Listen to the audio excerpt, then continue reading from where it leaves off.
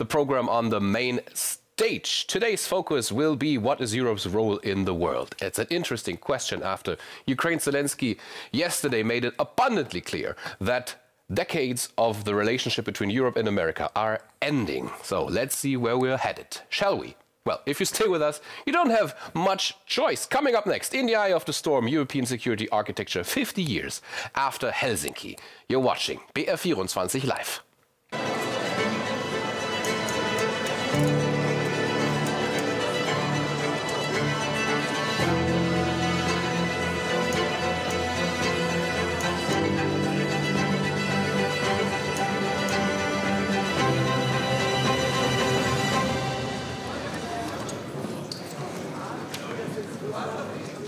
Ladies and gentlemen, please welcome to the stage the chairman of the Munich Security Conference, Ambassador Christoph Heusgen.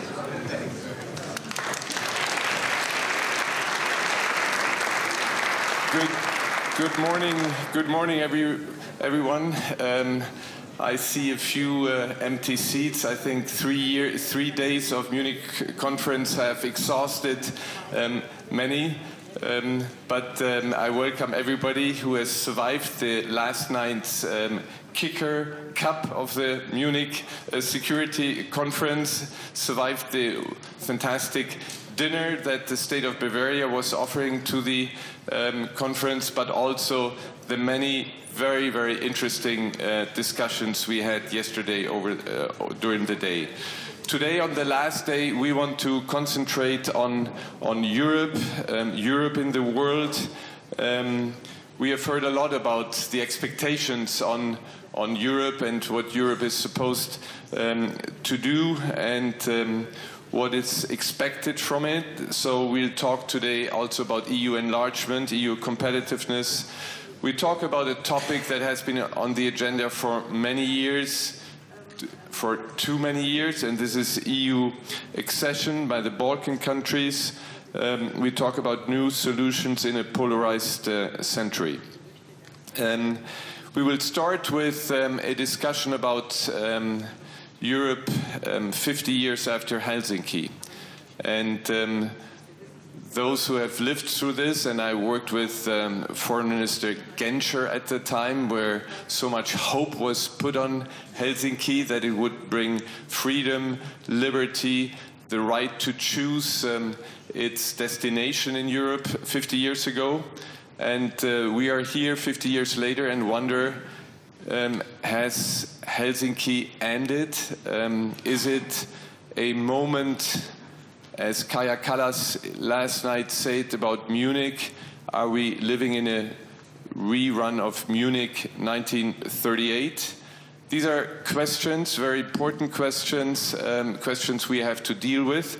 And I'm very happy that Jamil Anderlini from Politico will kick us off today. Thank you very much, and thanks for attending also this morning's conference.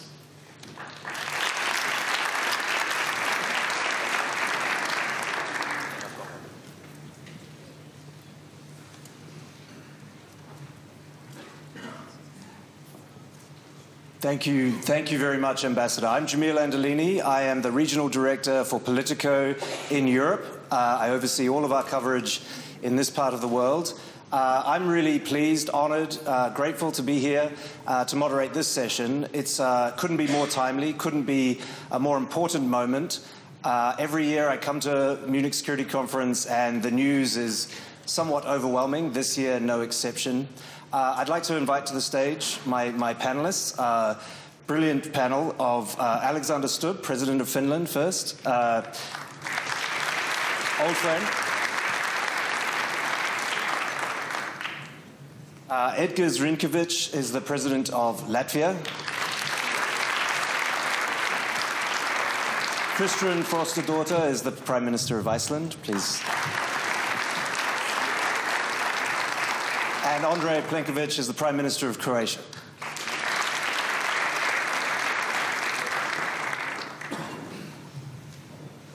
One of the things I really enjoy about the Munich Security Conference is the audience participation and the ease with which I can moderate, because I can make you do at least half the work. But I will start off with asking some of my own questions to the panel. And once I turn it to the audience, I would just like to remind everyone, this is not the moment for grandstanding. This is not the moment for long speeches.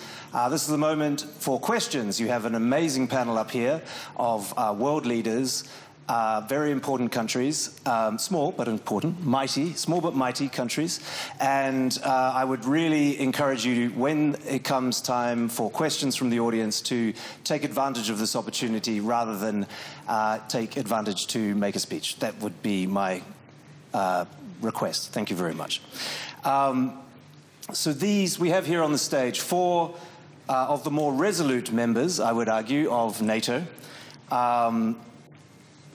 I think, so in my career as a foreign correspondent, I always looked for the ambassadors of countries like Finland, Croatia, Iceland, and Latvia, because what I found about countries and ambassadors from these countries and the various places I've been posted is that they are always at the table, usually at the table, but they don't have to do the kind of grandstanding that I was mentioning earlier necessarily, because they are looking after the interests of their nation, but they can also observe and they can analyze in a way that isn't restricted in the way that some of the larger countries are. So I'm really very pleased to be here. We framed this panel around the Helsinki Final Act, which I have to be honest, I did have to ChatGPT a little bit and go back and really look through the history of this. It was before I was born, so let's just be clear. But I think that's a really interesting and valuable lens for us to look at the moment we're in now. From my understanding, maybe others are, I'm sure, more expert on the matter, but my understanding is it was seen as a win for the Soviet Union at the time, but laid the groundwork eventually for the fall of the Soviet Union. It was Gerald Ford and Leonid Brezhnev meeting in Helsinki. They both stayed in the hotel that we often go to every summer. There's a wonderful conference that President and I often attend in Helsinki, and they both stayed in that hotel. But I was sort of reflecting and thinking, God, isn't it amazing? We're in a moment where we're sort of nostalgic for Leonid Brezhnev. That we're thinking about Putin today and then Brezhnev then, and thinking, gosh, wouldn't it be perhaps great if we could go back to that sort of willingness to look to the West? What do you think that Helsinki Final Act, speaking as the President of Finland, has as a lesson for us today? Well, many lessons, but let me begin. Finnish presidents don't very often quote communist leaders, but I think that Vladimir Lenin was more or less right when he said that there are decades when nothing happens and then there are weeks when decades happen. And going back to Christoph's point, is this sort of Munich 2.0? I don't think so. I actually think that the juxtaposition or the tension here is between two cities, Yalta and Helsinki. And of course, Yalta was pretty much exactly 80 years ago. And that was a carve-up by big powers, the United Kingdom, the United States, and the Soviet Union. So Churchill, Roosevelt, and Stalin. And it was a European security structure based on spheres of interest. And of course, with that also, we ended up having the United Nations later on with a Security Council with 5 permanent members with a veto power. Now, I think the choice that we have today is between Yalta and Helsinki, because Helsinki was pretty much about 10 points, the way in which states should deal with each other, behave with each other, and also their citizens. I don't think the Soviets saw it as a victory for them at the time, but it was important to get them to the table. So my argument would be, of course, coming from a fairly small state, with 1,340 kilometers of a border with an essentially imperialist power, that we should have more Helsinki and less Yalta, because I still believe that what was cemented in the UN and in Helsinki are the three key principles of statehood, which are independence, sovereignty and territorial integrity. And right now we need to focus on that part, and I hope we could revive the spirit of Helsinki, which is 50 years old pretty much in August, but we'll see what happens. It's a big moment. It is a big moment. Thank you. That's a wonderful way to frame it. We're at this moment choosing between Helsinki and Yalta. President, we've been listening to the Vice President of the United States here just 2 days ago, and then the responses from Germany and from other European countries, and the analysis that Politico journalists and others have been writing. If you were to analyze, based on the last couple of days, whether we're in a Yalta moment or a Helsinki moment, or what is more likely at the moment, what would you say? Well, first of all, indeed, we are talking about 50 years of Helsinki, but actually it's also 80 years of Yalta. So it's a kind of interesting double anniversary in 2025. I just want to start to respond to one of your initial remarks and then to go to the question. You said that at some point one can probably feel nostalgic for Leonid Brezhnev. Frankly, in Latvia we do not feel nostalgic for Leonid Brezhnev, neither Mr. Putin or anyone else. And you know, Helsinki had a real meaningful impact on the independence or so-called awakening movement back in Latvia, because our first human rights group that was fighting for independence of Latvia was established in 1986, and it was called Helsinki 86. So there is very, very strong affiliation for the spirit of Helsinki when it came to democracy, human rights. And indeed, probably at some point back in 1975, there was a feeling that this final act that has been signed in Helsinki was more to the benefit of the Soviet Union, because it was also talking about the borders that are not going to be changed. But then the Baltic states, Latvia, Estonia, and Lithuania were never recognized by the world as part of the Soviet Union. So where we are now, and what kind of moment? Frankly, I think that to some extent we simply, at this point, should cool down, to take a deep breath, to think about what has happened here.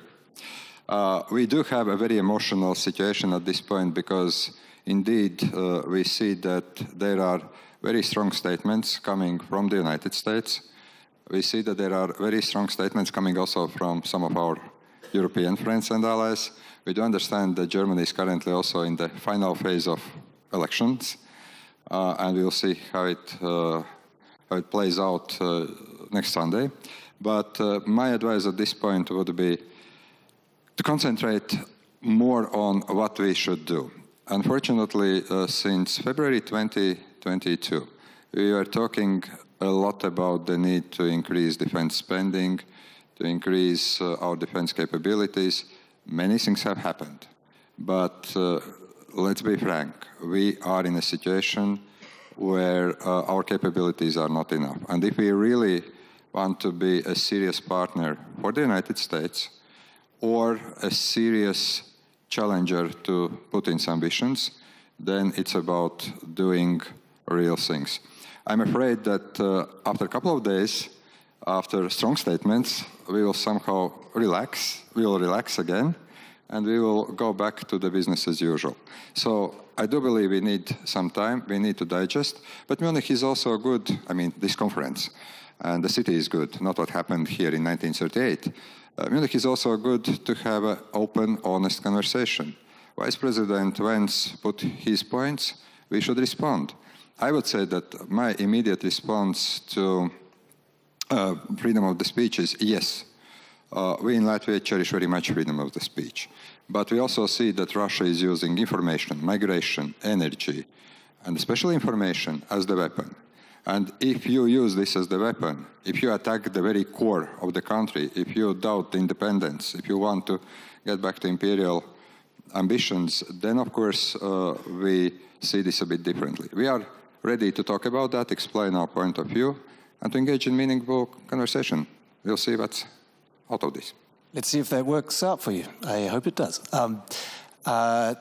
Prime Minister, how would you see the speech by the Vice President coming as it does not long after, or in the middle of rhetoric from the President of the United States about how Greenland should be part of the United States? Obviously, Iceland, if he zooms out a little bit and he starts to look more carefully, Iceland could look somewhat attractive to him as well.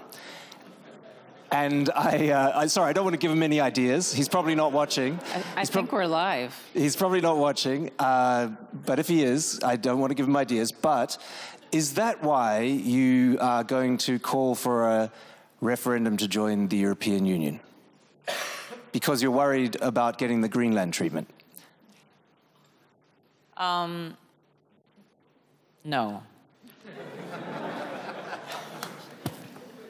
We are looking towards Europe. I mean, we are in Europe. We're part of the EEA. We've been an active part of Europe for a very long time. The discussion of Iceland joining the EU has been a relevant discussion for a long time.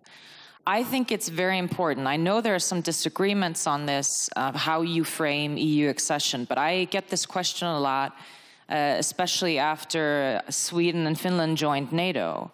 But I mean, NATO is a defense alliance.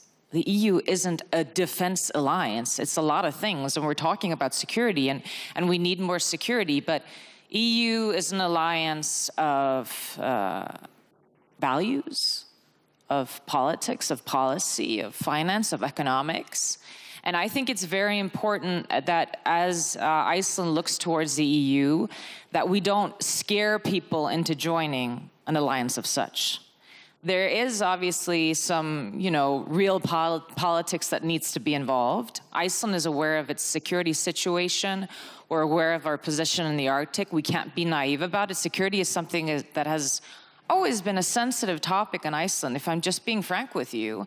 People are very proud of being, a non-military nation and showing that the Arctic can be a peaceful area. But we can't be naive about the fact that we are a peaceful nation because we're part of NATO. We have a bilateral defense agreement with the US. There are other people that are helping us with our defenses. And we are also very proud of our host nation capabilities. So there is a security angle. There will be a security angle. We are active in the dialogue on security within the EU, and I do think and support, and we officially support, all the measures that need to be taken in terms of security in the EU. But the question of EU accession in Iceland needs to be about identity, where you belong, who you want to trade with, which values you share, and it needs to be a progressive conversation as well. And I think, honestly, that's a good thing for the EU, because I think after the speech that we heard from the Vice President, we need to talk the EU up. We can't only be having discussions about how we're defending ourselves, but what are our values, that are people actually seeking to join those values. And so I would see it as a positive thing for the EU that a country like Iceland would be interested on those bases. But I mean, I appreciate the fact that you pointed out our situation south of Greenland, but I hope nobody else is watching. Can I don't want to pick on you, I promise. Iceland is a founding member of NATO, but your percentage of GDP going on defense is 0 because you have no standing army. Do you think that you are going to come under more pressure from the United States and from other NATO members when the question of 2% of GDP for defense is now 3%, is now 5%, is now whatever? So do you think that's something, and would you support remilitarizing Iceland? It's really big questions. And I appreciate that you point out our 0%. It's good that everyone here hears this. Listen, yes, on certain measures it is 0%. But we have Keflavik Air Base. We participate actively in air policing. There are submarines that go through our waters. We are active in a lot of measures with NATO. We know we have important, we are in an important situation. We have been positive towards increased infrastructure investments around the base, increased investments. So there are ways to look at this. From a political standpoint, it's clear, but also if I just speak on behalf of Icelanders, there has never been willingness among the Icelandic people to have an active military, and that's not going to change in the next few years. That does not mean we are not an important strategic partner. That does not mean that we are not going to be active in NATO, that we're going to be open to increased activities, that we will open our arms to, more surveillance in the area. But I think it's also important that there is a peaceful voice in that area as well, because we're hoping to keep the Arctic peaceful. But again, like I said, we're not naive towards the fact that there will be increased traffic in the area.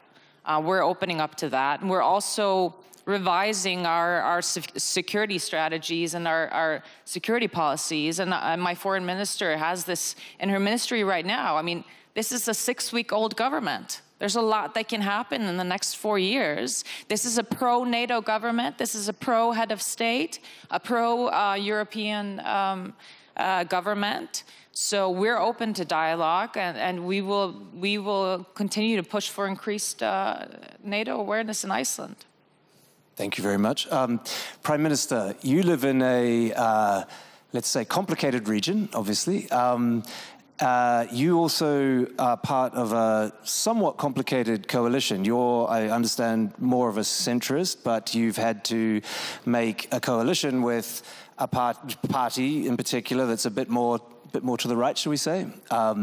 Topic of great interest and attention here in Germany at the moment.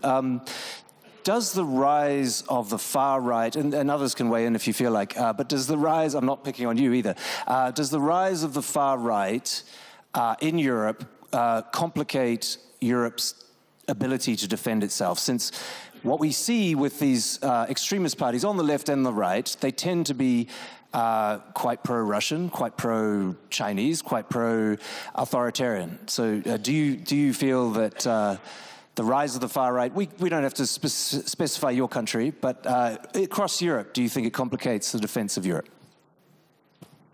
Well, unlike 6 weeks, I've been in office for 9 years. And this is my third government where we have different coalitions, but the dominant role is of the center-right and the EPP party, which is my party, HDZ, and nothing in terms of major policy lines has altered compared to the two previous governments. But you are right, the rise of the parties that have somehow seized the niche predominantly because of the fear of the European nation's population of the illegal migration and its consequences on the security, on the way of life, on the changed societies, on everything that we have noticed here in Munich a few days ago, that we saw in Villach yesterday. This is a very big political space for parties who want to exploit it. At the same time, many of those parties, actually, when you look at their foreign policy narratives, are full of understanding for Moscow. It's almost horizontal. Here and there an exception, but this is a signal. To refer a little bit to your first point on Helsinki, I think Helsinki happened in a very different time. It happened in the time of détente. It included the human rights and democracy basket, which later on, I believe, helped also dismantling of the former communist regimes on the wrong side of the Iron Curtain. And what we have seen is the very, from today's optics of Russia, very weak Russia in the 90s. And when you look at Putin's posture, what's his main objective? His main objective is to, first of all, rectify the mistakes of the previous Russian leaders, which he doesn't see as a time when Russia was strong. And when you look at this policy over time, gradually with different methods, the point was to come back to the sphere of influence. The point was to come back to the situation when he controls his neighborhood rather than someone else. And the example of Ukraine, where in 3 different years he had 3 different narratives. First year, it was a narrative that basically wanted to negate the existence of Ukrainians. He doesn't consider them as Ukrainians. He considers them as small Russians. The second year, it wasn't anymore Ukraine, it was NATO. In the third year, it was basically the New World Order, and that's what we are discussing today. This is actually the essential topic of Munich Conference, of what was happening over the past few years. And the problem for international relations really starts when one of the permanent 5 members of the Security Council starts to behave contrary to the international law and the international system that we have adhered to over the last 8 years. This is the fundamental problem that we are facing today, because UN is blocked, OSCE is a consensus-based organization blocked, and then what do you have? You have the confrontation. I was just going to ask, maybe mildly facetiously, if you're talking about Russia or the United States. But I'd like to throw it to all of you to ask what you think the chances are of a ceasefire, and what you think the terms are going to be of that ceasefire, probably with you, starting with you. Sure. I mean, I kind of tried to frame the package into a 3-phase process. The first phase is the pre-negotiation. And this is the moment when we need to rearm Ukraine and put maximum pressure on Russia, which means sanctions, which means frozen assets, so that Ukraine begins these negotiations from a position of strength. And this is also the moment, and I think the Americans are absolutely spot on this, when we start looking at interim security arrangements in Ukraine. This phase, we don't know how long it's going to exist, how long it's going to take, but it's going to be a while. Phase number 2, and we're not there yet, is a ceasefire. And the ceasefire is quite often mixed up with a peace process. They're 2 completely separate things. A ceasefire basically means that you do a demarcation of a border or contact line, and that line is then monitored. It can be the OSCE, it can be the UN. These are not peacekeepers, it's just regular international monitoring. And then after that, during the actual ceasefire, you start looking at the agenda and the modalities of the actual peace negotiations. And this could take a while. You do some confidence-building measures. It could be an exchange of prisoners. It could be handing over the kidnapped children. It could be something about sanctions. But this is very much a moment when there needs to be a system to maintain the ceasefire. For that, I would argue that it's a Ukrainian, European, and American endeavor. In other words, the Ukrainians take the lead. Europe does the support, and the United States is a backstop.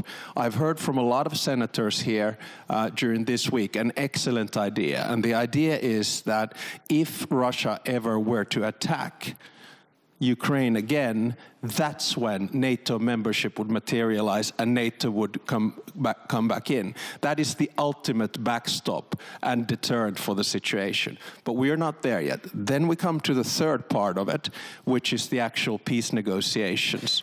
They will probably take a long time, but that is the moment when you start discussing more complicated issues, probably such as territory, security, compensation, reconstruction, etc., etc. But I stress that this is just a linear way of looking at it, and we have many more urgent things. I just want to finish with one final remark on this. There are 2 things that are non-negotiable.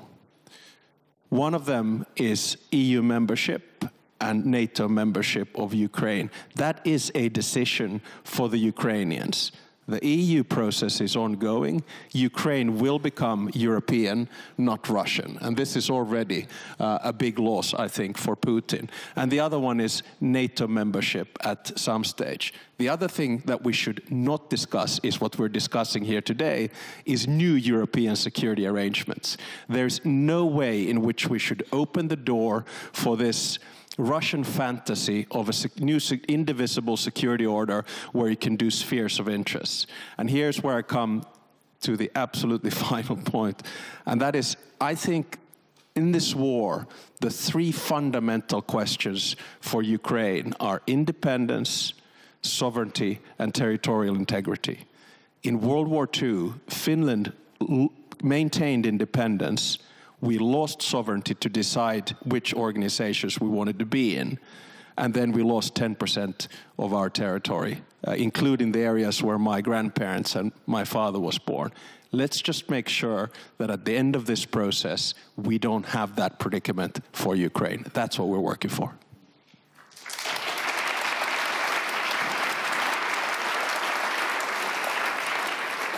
I'm going to throw it open. We don't have to go in order. I'll throw it open to the three of you. I think President Stubb makes a very nice case, but the reality is, isn't it, that we hear from the Trump administration that no NATO membership for Ukraine, that Ukraine is a pawn, and why would the pawn get to decide what the king and the queen get to do? Is Ukraine even going to be in the negotiations? It doesn't look like there's a Ukrainian serious representation going to be in Saudi Arabia next week when the US administration meets with the Russian administration. So how optimistic are the other three of you that that Europe will be able to even play a part in this, or even Ukraine can play a part in where we're headed with this ceasefire? I very much want to agree with what President Stubb just said about how this should develop. But I think that we are currently in a situation, what I would describe, the opening of the opening. We have seen statements from different US officials. I think that this shows that the strategy and also the tactic is being prepared. And I think that what is very important at this point is, first of all, that we ensure that Ukraine has everything to survive, to continue to fight, and to be strong. If Ukraine is strong, if Ukraine keeps fighting, you can't impose anything. That's number one. And then you can't simply sit at the table without Ukraine, negotiate, and then think that somebody is going to take terms negotiated. The same applies to Europe.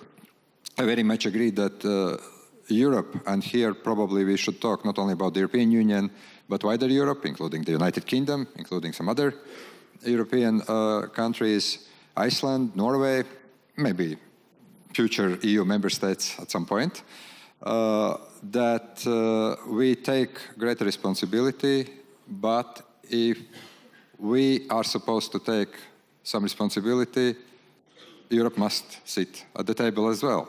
Of course, then you can have a good question, who represents Europe? We have European chief foreign policy, the chief of the foreign policy, we have big countries, but I think we are going to sort this out.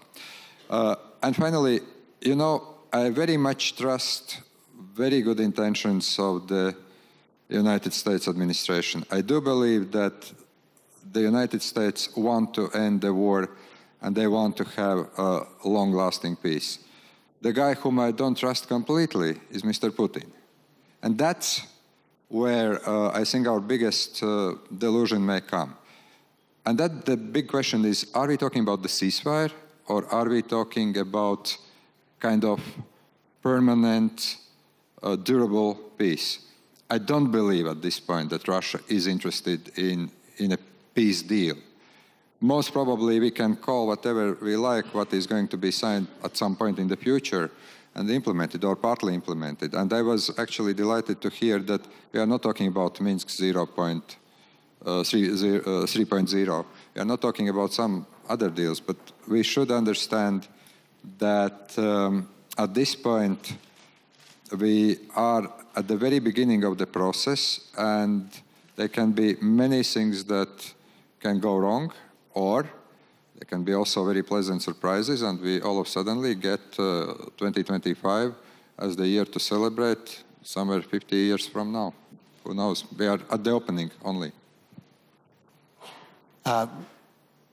Do you think that there's that NATO, EU, Europe, Ukraine are going to be involved in this process? They have to be. I think. I mean, going back to the terms of the ceasefire, we're still in the opening discussions of who's going to sit at the table. If a ceasefire is going to have parties involved in those negotiations that are fully committed, you have to have them at the table. I assume the US, given all we've heard over the past few days, wants Europe to step up. It wants Europe to step up when it comes to Ukraine. If Europe is to step up during a ceasefire, if something happens, if a ceasefire is breached, it needs to be at the table when those terms are decided. It is interesting, having witnessed the developments over the past couple of days, I must say, I feel like going into this conference, there was initial shock. I think after, this feels like 3 weeks, it's been like 2 days, right? After, I want to say Wednesday, Thursday, then people have a good night's sleep. I agree with the president. You know, people are calming down. In a way, our friends, our allies in the US, which they are and will continue to be, and we have to rely on them in this process. We can't do without them, even though they're asking us to step up, and we want to do that. They're throwing things a bit in the air, but it's our responsibility now to catch them, to bring them down, not to try to keep the balls in the air. And I mean, I think the message coming out of Munich now and also coming out of Europe tomorrow, and whoever is going to be involved in those talks, is Europe needs to be a part of this process. Ukraine needs to be a part of this process. If not, this type of ceasefire is not going to be credible. More Yalta than Helsinki. Prime Minister, what do you think the chances are that America, the Trump administration, makes it more Helsinki than Yalta? First of all, one remark which I think is important for us to understand what is currently going on in the minds of the new Trump administration, the way that I perceive it. First, Russia's aggression against Ukraine, 2013-14, in the eyes of the current administration was during the watch of Obama's administration.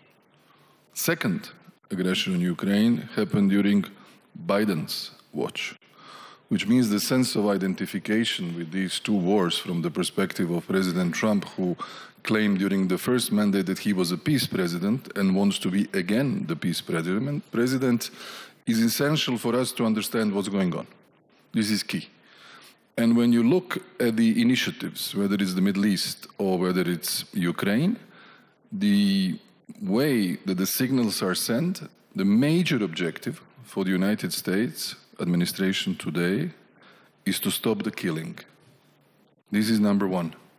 He wants to stop the carnage. And the point of view of the rest of us who were unfortunately here observing 3 years of brutal Russian aggression against Ukraine, millions of displaced and refugees, unseen destruction after the Second World War, so many young lives lost, cannot be just seen if we want to stall it and then move to another issue and leave to someone else to see how the end game will look like in terms of territorial integrity and getting back the regions which have been occupied, false referenda, illegally annexed, and formally included in the Russia's constitutional order. These are more complicated long-term issues. Therefore, from the Europe's perspective, and here I think not only about the European Union, but also the nature of our transatlantic dialogue. What is at stake is the nature of the transatlantic dialogue. Is it going to be different? Are we going to be together on the key issues or not? This is the main point for Europe. Having seen how much we have helped financially Ukraine, economically, in humanitarian ways, energy ways, military ways, I simply don't see how the scenario where, by the way, the Normandy format were in the forefront were Germany and France, on behalf of Europe for almost 10 years, were leading the format of the talks, that all of a sudden no one would be there, let alone deal with our Ukraine. I don't think that is realistic, and I think the messages of President Zelenskyy and all the other Ukrainian leaders were very clear. They will not accept anything that is happening without them. And the way I see the mood within the European allies and partners is similar. Thank you very much. I'd like to open it up a little bit for questions, maybe starting here.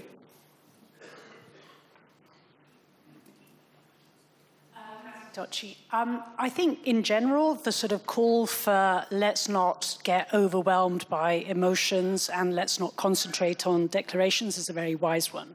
And I think it's absolutely right that we have to concentrate on the action. However, the action changes depending on how we interpret what happened over the last 2 days. Now, one interpretation is, you know, maybe this US administration doesn't quite like us very much. And maybe if we act by spending more on defense and all the rest of it, we can somehow rekindle US interest and perhaps even US affection for Europe, including Ukraine. And that, of course, is the best case scenario. But shouldn't we consider that there is another scenario out there in which there is absolutely nothing that we can do to rekindle that love and affection and interest, and that therefore we are alone, and maybe we are alone facing a US administration that deliberately wants to weaken and divide us? And what is the action that we should be pursuing in that worst case scenario? Thank you, Natalie. Contributing columnist for Politico, so thank you very much. What can we do to rekindle the love and affection for Europe that America traditionally has had for us? Well, first of all, I agree with Natalie, and I don't say this only because I'm Finnish, but I think in Europe we need to talk less and do more. You know, and I also, you know, so. We need to continue talking in this panel as well. But you know, the way in which we Finns in these kinds of situations react is cool, calm, and collected. And what we do first is we take an ice bath, right? And after that, we go into the sauna. And then we sit there and reflect, okay, what should we do about this? Because I do feel that, you know, the Munich Security Conference, which is my favorite conference out of all, this has been a cacophony of diplomacy, you know, the sort of people being quite het up and shocked and the rest of it. But once we get over, as the Prime Minister of Iceland said, from this shock, what do we need to do? We need to listen what the Americans are saying. Number one, take more responsibility of your own. And I think this is a clear message, and everyone has gotten that. And if that's the case, number two, what do we do in order for that to take place? I think there's right now a lot of reflection going on, how we can, you know, hike up our defense, how we can be stronger individually. And then number three, think about ways in which Europe can give value added to the United States. And one thing I, you know, want to say quite clearly, don't underestimate Trump as a negotiator. I genuinely believe that Putin is baffled and afraid what might be coming from there. So in that sense, it's a good backstop. And right now, the ball is in us, in our court here in Europe. We need to convince the Americans where is the value added and then get back into the table. If I may just throw out one idea loosely. If there is a negotiating table, I think we need to do something similar that was done in Kosovo. Europe needs to have a special envoy, like Martti Ahtisaari, and then a deputy envoy who is on the level of either Kellogg, Witkoff, Yermak, or Ushkov. And in that sense, we get some kind of a skin in the game. I see that there is a Weimar plus summit tomorrow, and that's good that Europeans are talking, and I certainly believe that the United Kingdom and non-EU members need to be a part of it. But I also think, as an avid pro-European, that it would be quite useful for the EU to have some kind of a common stand. And I just very quickly add, it's Sunday morning, and I start to feel like we are in the panel of psychiatrists. We're trying to calm down emotions, trying to tell that we are not as bad and we are doing as good as we can. But unfortunately, that's the problem that I noted already at the opening remarks, that indeed what we are all the time trying to do, and probably that's a little bit of the European culture, that we try to reflect all the time. We try to talk, we try to find the perfect solution where probably there are not going to be any perfect solutions. We, in the European Union, actually are very much process-oriented, less results-oriented.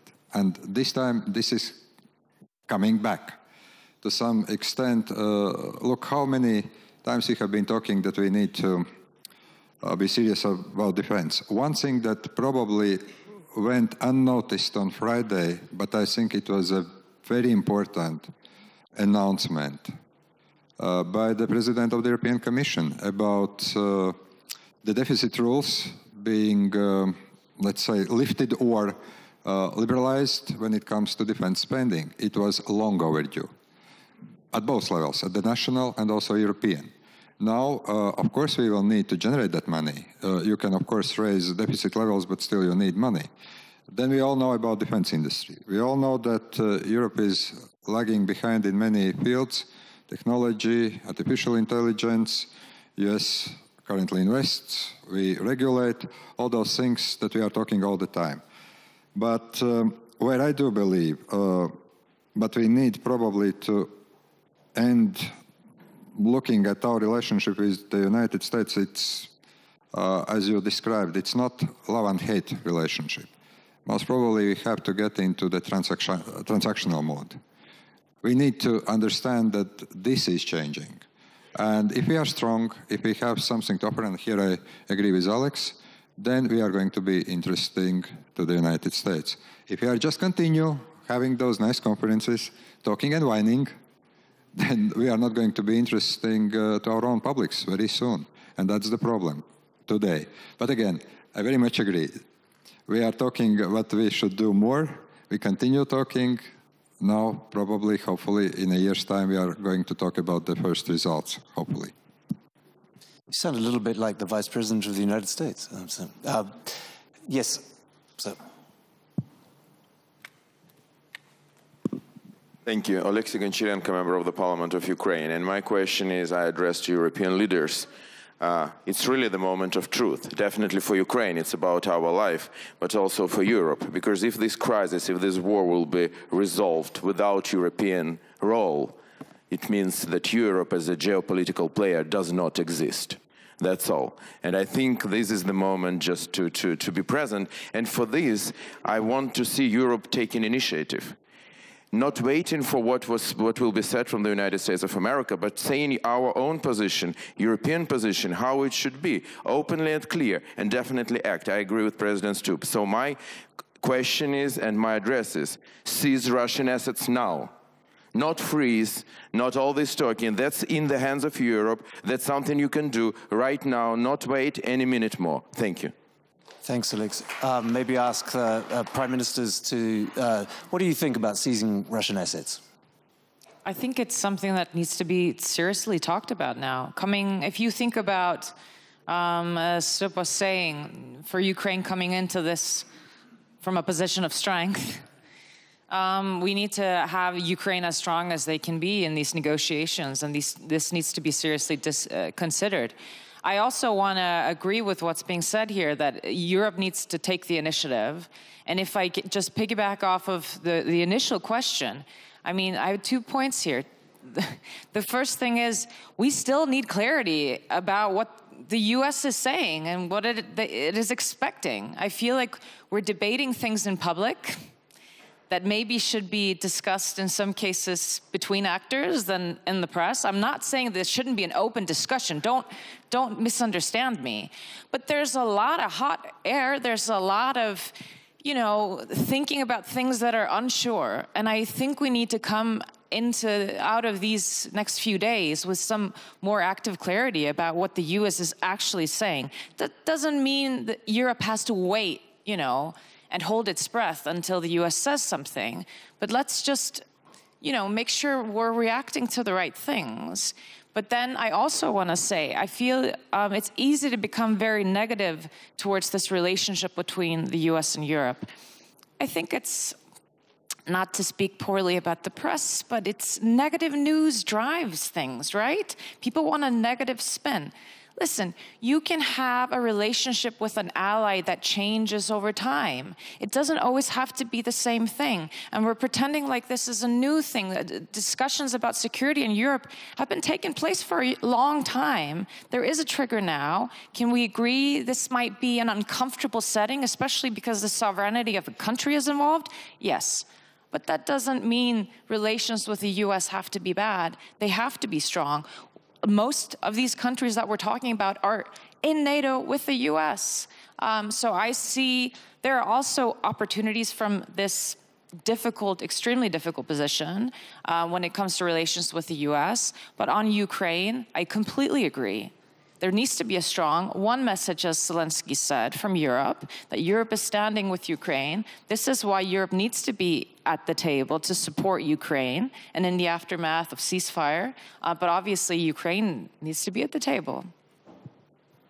I'd like to give Wolfgang Ischinger the microphone. Thanks. I think this is a great panel. I like President Stubb. I've been struck and fascinated by the American idea, which you just outlined, assuming a ceasefire. What if Russia violates the ceasefire, and then the NATO membership thing as a deterrent? Like in so many other negotiating scenarios, seems to me the devil may be in the detail. Let's assume that kind of scenario presents itself.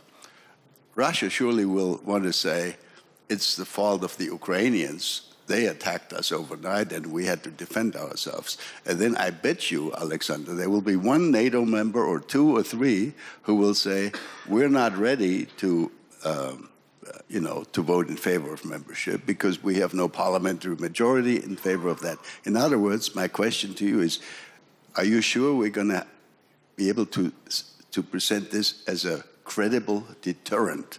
I think it's a great idea, but can we do it?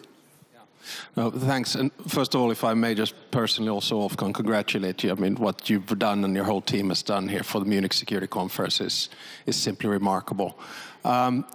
This original idea of what I would call de facto NATO membership, but not de jure membership, is an idea that has been floated by first American senators and now the administration.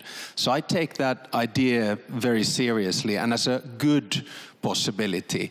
As you said, the devil lies in the detail, but as a deterrent as such, if there would be an automatic NATO membership for Ukraine, if Russia were to attack after a peace agreement, I think that's a very strong deterrent in this particular situation. And I find that idea quite appealing. I'll give the microphone here. Thank you very much indeed. Follow the Wolfgang. My name is Tobias Elwood, a former foreign minister from the United Kingdom. And I want to follow on from Natalie's point because I was astonished to listen to the Vice President's speech yesterday.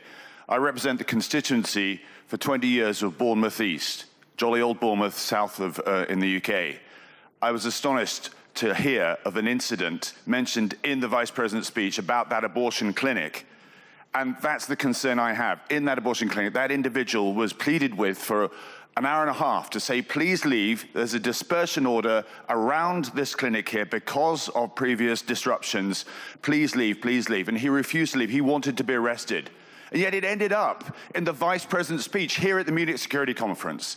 So when we ask ourselves, what direction is America going to go? And I say this as a dual national who was born in New York. I am deeply concerned that the mood here is so different from the many, many years that we've been here before, that a void is developing between where America wants to go and Europe wants to go as well. And that's very dangerous indeed. If the Vice President was absolutely to underline that message that European security needs to be upgraded, which is absolutely something we can all agree with, why didn't he pan out those details? Use this platform to say what we all need to do. Instead, he did a grand tour of the states around Europe to tell us what's wrong and say that the threat is within. So I go back to Natalie's point that this could be a paradigm change in that relationship. And the only winner, I hope the panel would agree, if that is where we now go, will be our adversaries that will see us divided. To be fair to Tobias, he wasn't here when I said you're not allowed to make a statement. But I think that was he came in a bit late, so he didn't hear me say you're only allowed to ask a question. But it's, I think, very helpful to get that context and that correction. Like we would do in the press, you have a little note and a correction to the Vice President's speech from 2 days ago. So another question from anybody? I have one, but yes, from the gentleman in the uniform. Thank you, Lieutenant General Piotr Zusz-Brazeus. I'm currently the Eurocorps commander up in Strasbourg. First of all, I cannot agree more that there is a sense of urgency that we in Europe decide who are the main interlocutors on our side. This is absolutely crucial. The negotiations more or less start next week.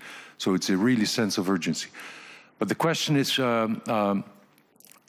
looking at the language of the Budapest Memorandum signed by Russia and 3 big countries, what can we do more, apart from what was already mentioned, to make sure that the new agreement is credible? Because what was written in the Budapest Memorandum about non-viability of borders, about sovereignty, about abstaining from the use of force, we're still going to have the same language, but now how we can add more credibility apart from the great idea, I think, on the NATO membership. Thank you. So, yeah.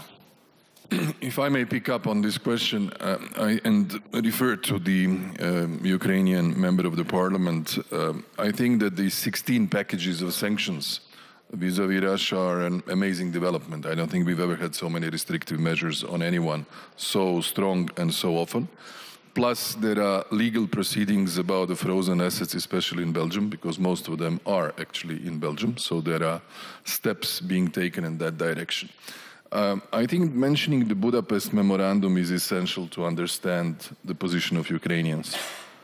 Ukrainians were deceived once, basically abandoning their nuclear arsenal 30 years ago. They were deceived twice with non-implementation of the Minsk I and Minsk II. And if the current peace plan, ceasefire, or later on whatever the arrangement will be, will sanction the aggressor in positive terms, getting more territory, they will be deceived 3 times. And this is, in my view, especially coming from a country that also had its territory occupied and which managed to get it back with combination of 2 methods.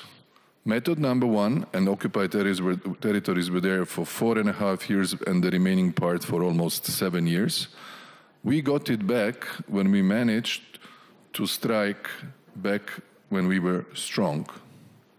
The balance of power, very important point. That's why strengthening Ukraine in defense terms is something that should not be stopped. It is the essential ingredient, otherwise there is no chance to survive. And second point are the peace talks. There are examples on the European continent of peaceful reintegration of occupied territories. And I've been saying for a while, I'm very happy that Alex said it. I think in terms of methodology and the format, what we lacked on Ukraine in recent years was one personality, highly respected by everyone, taken into account in Moscow, taken into account in Kyiv, and having support in Washington and European capitals and other leaders, including the Global South, that could have the authority to manage the peace talks. We don't have the clarity. We had different formats. We had OSCE involved there. You know what was my favorite question to colleagues? I'm a former diplomat, so I used to ask them, when the OSCE mission existed, apropos Helsinki in Ukraine, I used to ask them, who is the head of the OSCE mission? You know what was the answer? Nobody knew.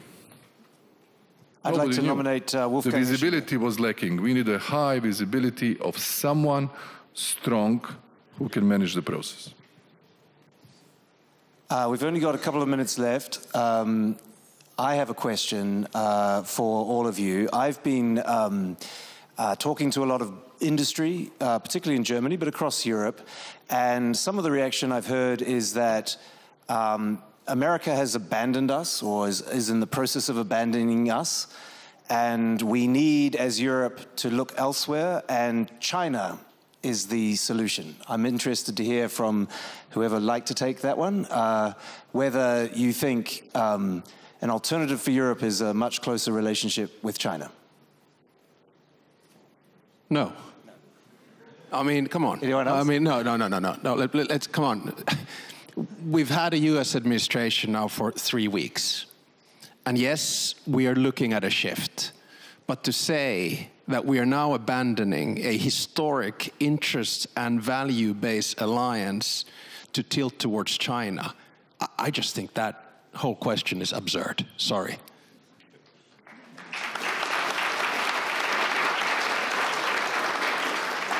Anyone else like to weigh in on that? Well, the President of Finland just called me absurd.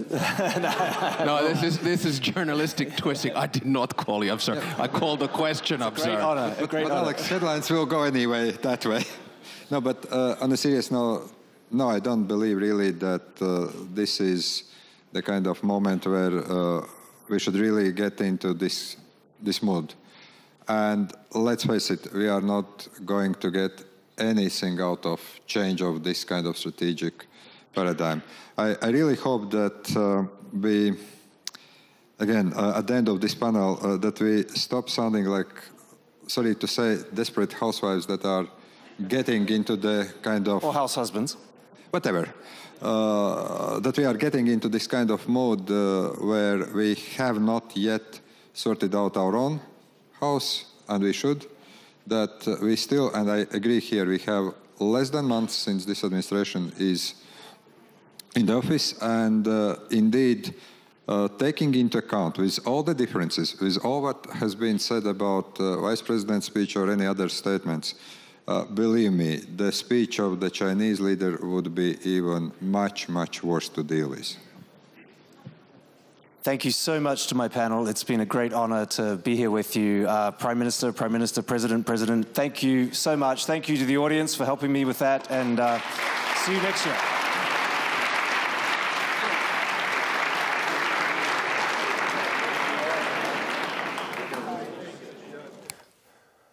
You're watching BR24 live, covering the third and final day of this year's Munich Security Conference. Coming up next, Ready, Steady 2030, accelerating the Balkans EU accession. And we'll be right back after this.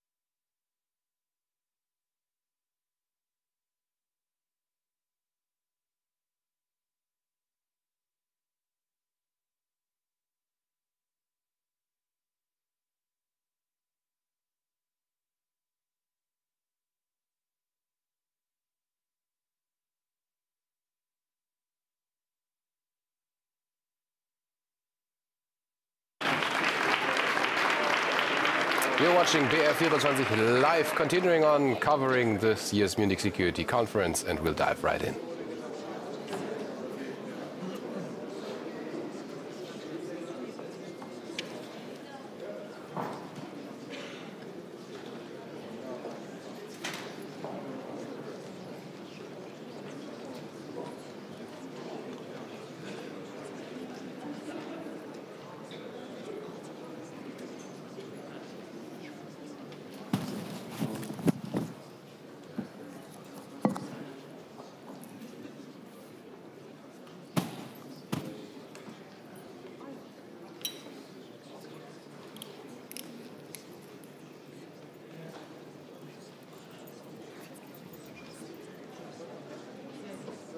Sorry, I thought it was a one-man panel. I'm supposed to invite the panelists to join me to the stage, so please, Commissioner Kos and Prime Minister Rama and Prime Minister Matsovsky, would you join me?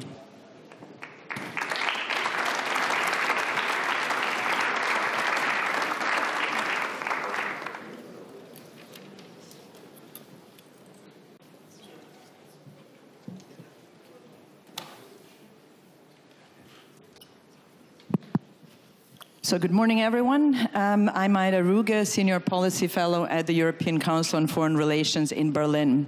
This morning, we're discussing EU enlargement, which used to be a European project. But it seems that it became so popular that America is embracing it as well. It's floating the idea of at least 2.5 new member states, including parts of Panama. Of course, the Trump administration and the EU will likely have very different enlargement methodologies. So the European enlargement remains a topic on its own. On a more serious note, I do feel that it's very difficult to discuss enlargement today in isolation of what is going on in the US and with the US position in the world. What that means for the EU and by extension for the EU enlargement. We have a great lineup of speakers here, starting from my right with Prime Minister Edi Rama of Albania. We have been upgraded to the main stage from last year when we were in town hall. Next, the Prime Minister of North Macedonia, Christian Mickoski, and last but not least, Marta Kos, the EU Enlargement Commissioner, or Commissar, as Vice President Vance would put it. Prime Minister Rama, you know the coffee drill. For the two of you, there is a Munich rule coined by the Munich Security Conference. We have little time, so please keep your statement short and strong like espresso. I will start by posing a couple of questions to you, Commissioner Kos. And I hope you gentlemen won't mind going a couple of times to Commissioner Kos at the beginning so that we get her vision on enlargement and also how you intend to overcome some of the political and financial challenges that you will face. I do not think that in my lifetime, adult lifetime, Europe and its member states have faced greater risks on security and economy, and yet at the same time have been exposed and have faced so many simultaneous demands and expectations in terms of investing into competitiveness, stepping up rapidly on security and defense, providing security guarantees for Ukraine, delivering on China, and at the same time, we have US Vice President delivering remarks here, attacking EU democracy.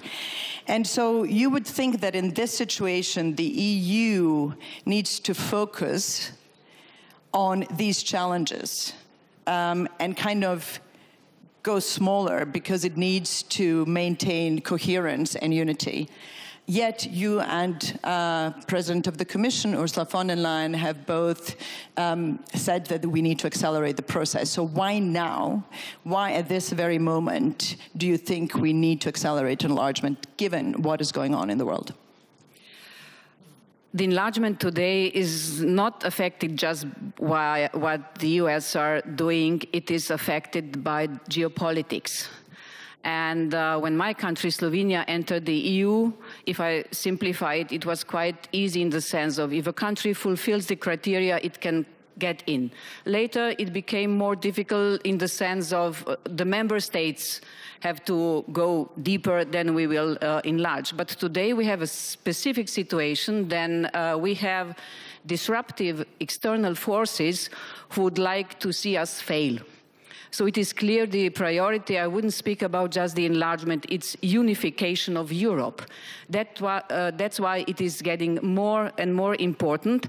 And again, when my country joined, mostly we have seen this through the economic glasses. But today we go with the enlargement today.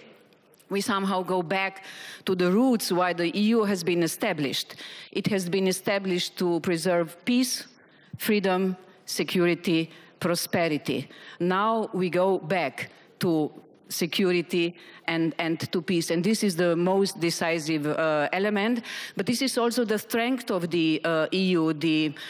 You have mentioned security guarantees. The enlargement can be the most important political element of the security guarantees. And, you know, there is a reason why the countries would love to join European Union and not United States of America, if I go back to your beginning. And it's clear also that there are some trends from the north of Europe with the countries which are on the very high level of the rule of law, which are very much involved into the European economic area and are considering or reconsidering coming back. Thank you. We'll go back to Prime Minister Rama on this US versus EU question later. Sorry, I will just kind of come back one more time to the question of enlargement again, and I stress in this really extremely challenging moment. You have tweeted, and Commissioner von der Leyen has basically spoke and stated a similar message at the Munich Security Conference that we need to accelerate the process. Von der Leyen has spoken about moving mountains, and you mentioned accelerated but still merit-based process. It seems to be contradiction in terms, accelerated yet still merit-based, especially when we're talking about countries like Ukraine that's in the middle of the war, but also countries like Bosnia and Herzegovina, Moldova, or Serbia and Kosovo that are in the negotiation process. So could you unpack that a little bit? How do you balance the speed and merit? And what is really your vision for Ukraine? And what does acceleration mean? Do you mean blade timelines, or do you mean even sooner? Is that even possible? We are already accelerating the process, especially with Ukraine. We are working 2 to 3 times faster in the European Union. But we should distinguish between the technical part of the process and the political part of the process. When it's about the technical one, we could, let's say, finish with Montenegro and Albania until the end of 26 or 27. There is the political part, meaning that no steps or important steps can happen without the will of the member states. So this is where I see the possibilities today. For the technical part, where I am in charge of, we can deliver a lot, not just for Ukraine, also for the Western Balkan countries. But we should really talk to, and we are talking to the member states, what we can do.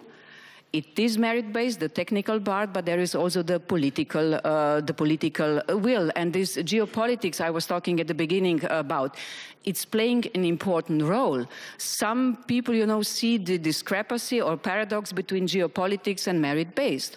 Or some people see the discrepancy between economic development and values. Why do we demand, you know, sticking to anti-corruption and so on? So, in my opinion, we can do much more if we consider this situation seriously.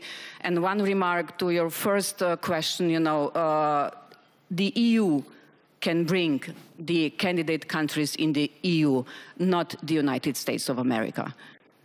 Thank you. I'll come back with some follow-up questions later. I think the way I see you right now is like a CEO visionary that has to get the shareholders or member states on board, so we can talk about how you do that later. 26, 27 seems like an extremely ambitious timeline for Albania joining the EU. Do you think that's feasible? You have opened 2 clusters now, that is 7 chapters. You've moved now obviously faster than Serbia has. They've been stuck since 2021 with not opening anything new. Do you think that's feasible? Well, what I know is that when we started this process, my hairs were all black and my beard was much more trimmed. But being a big fan of Netflix, I'd say that after what I saw in these 2 days under this roof, which was amazing, Netflix could do 2 series, one about EU, one about US. The one about the EU would be a patient with 27 doctors, and they were 28, by the way, but one got crazy and left the hospital. And US would be a one sheriff show. So I think what is happening is really a great, great thing, at least as I see it from that part of Europe that is not EU. So we are E without U, and we see things a bit differently. It's a great, great thing that happened. Europe needed to be shaken in a way that its sleep would go lost for some time. And now let's see what will come out of that. And going back to your question, I think that European Union has to make its mind about what's going on, because it has changed in terms of attitude towards us, and it has changed in terms of speed towards rapprochement with the Western Balkans. But what is happening is showing that it has changed too slow and too little. And we can talk about merit base all day long, but I think it's time to make a very fast and clear-cut separation. Merit-based should be for only one thing: the right to vote in the European Council. It can't be about, merit-based can't be about bringing all the non-EU countries in the single market.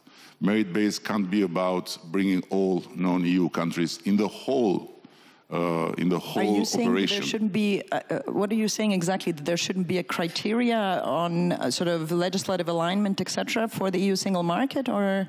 I think this can be completely now speeded up and can be much more about how to bring that part of Europe, which is not the European Union, much closer to a different way the continent thinks about itself, because when we think about the continent as a whole, without Russia, we are 700 million. So it's a huge market.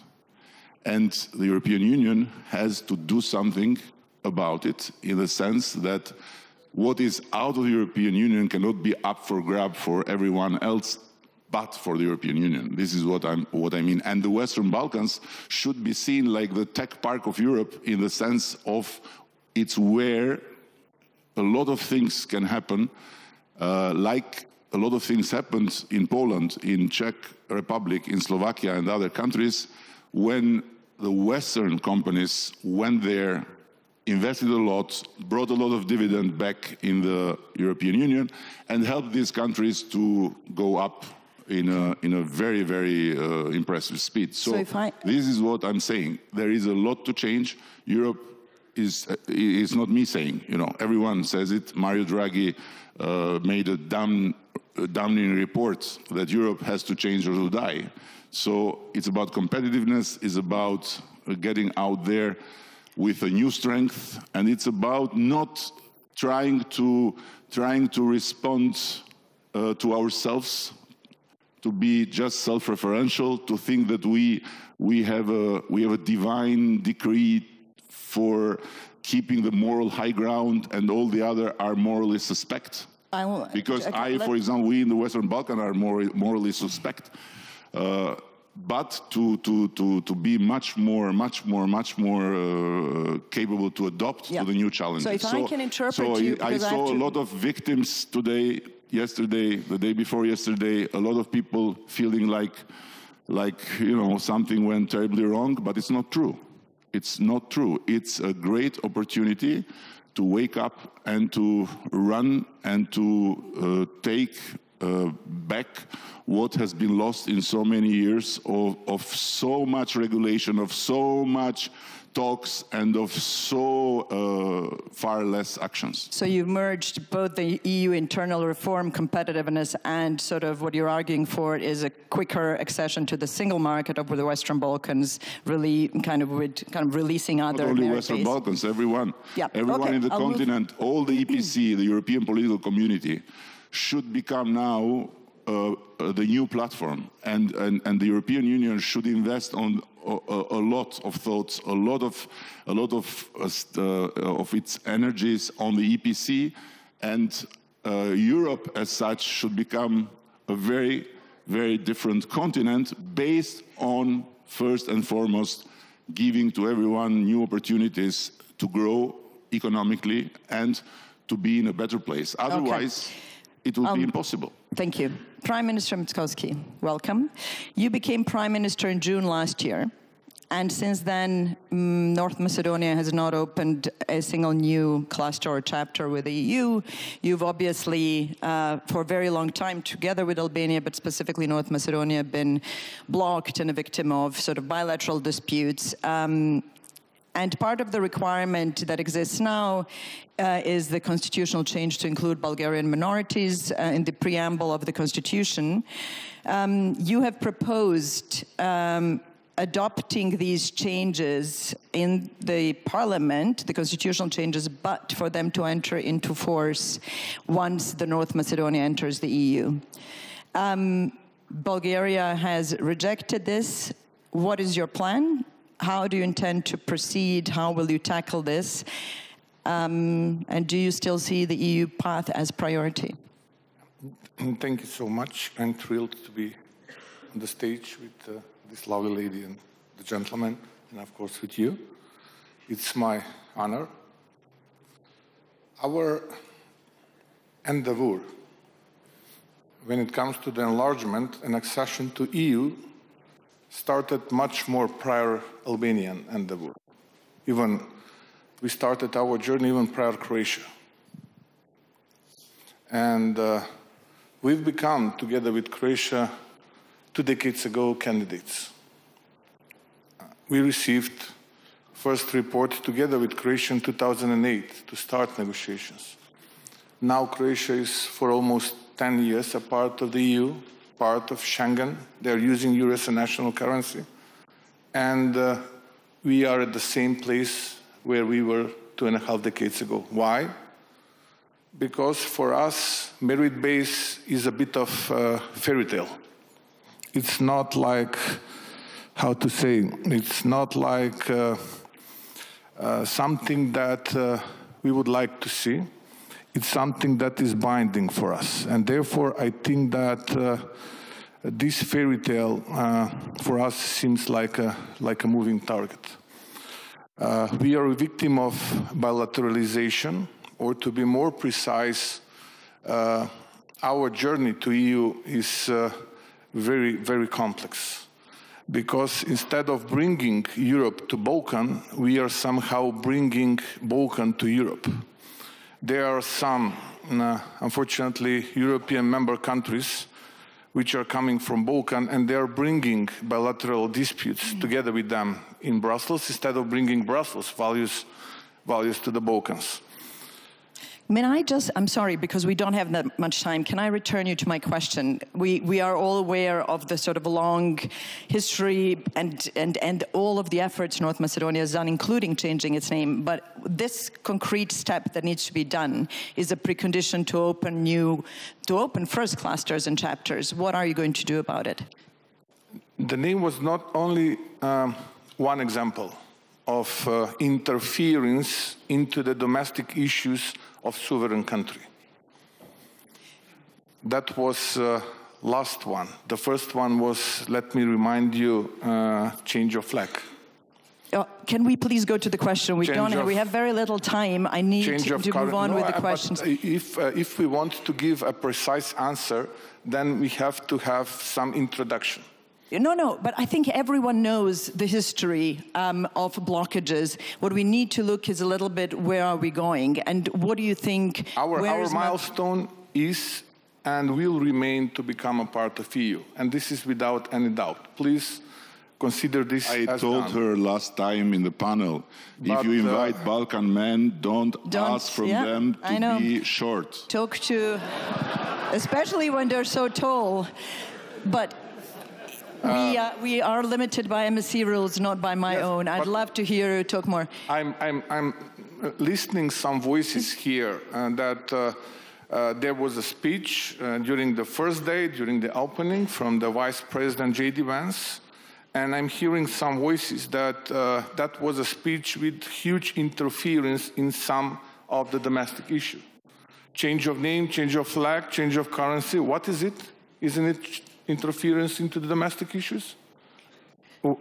How long we should suffer from double standards? Right. And we are not talking, again, I will say, we are not talking about merit-based approach. We are talking about bilateral disputes, which is not something which should be shared and joined with the European values. Okay, Commissioner Klaus, I'm going to ask you, is EU ready to because Bulgaria has said that's now the EU issue, but the proposal for the amendments to enter into force when Macedonia enters the EU, it sounds like a reasonable one. Is EU ready to negotiate on that? Bulgaria and North Macedonia are already speaking about it. We have offered help if it would be needed to facilitate. It's never good when bilateral issues come in, but it's happening again and again. And that is what I was talking before, and I can understand the frustration. You know, the new dynamics into the whole enlargement process came by war in Ukraine. Or even, if I go a bit back, by the wish of Ukraine, Moldova, and Georgia at that time to go European and not the Russian way. We will always have to deal, unfortunately, with a bilateral issue, but my vision is, if it's possible, please, and we will help to settle this outside the enlargement process, which is not easy. You know, at the beginning I was speaking about the role of the member states in the whole process, but I think this is really now time that we move forward, not just with North Macedonia. It's time to move forward also with Bosnia. It's time to move forward in the dialogue between Belgrade and Pristina. When, if not now, when it's obvious why, and whatever we do in the enlargement or unification process of Europe, we really shouldn't forget to give the answer. Why are we doing this? Not just because the candidate countries want to join us, but also we would like them to be a part of the European Union, and I can go back to peace and security. On member states, since we're talking about interference, blockages, etc., that is part of sort of my initial question: how do you get member states on board for your vision, which is very ambitious if you're talking about 26, 27 for Albania and Montenegro. We're facing potential trade war with the US that is threatening to shave off from 1.5 to 2.5% GDP of some biggest European economies. We desperately need capital to invest in defense and competitiveness. German Chancellor Scholz yesterday argued for accession of the Ukraine, but at the same panel, he said that when he speaks to member states leaders, they all say it's impossible currently to find funds for defense, and we've seen which way we need to go. The costs for Ukraine in the next multi-annual financial framework are around 186 billion, 250 billion in total for all 8. How are we going to fund this, and how will you persuade member states to get on board financially? We don't know yet how the next multi-annual financial framework will look like, but what I can say is that until the end of the present MFF, the money is not the issue. And the European Union has been the biggest contributor to Ukraine, two times more than the US, with more now nearly 140 billion EU member states. So we can deliver if we stick together, and this is now a clear option to us, and we are able also now to be a part of the peace talks. We are able to be a part, and we are running the reconstruction already.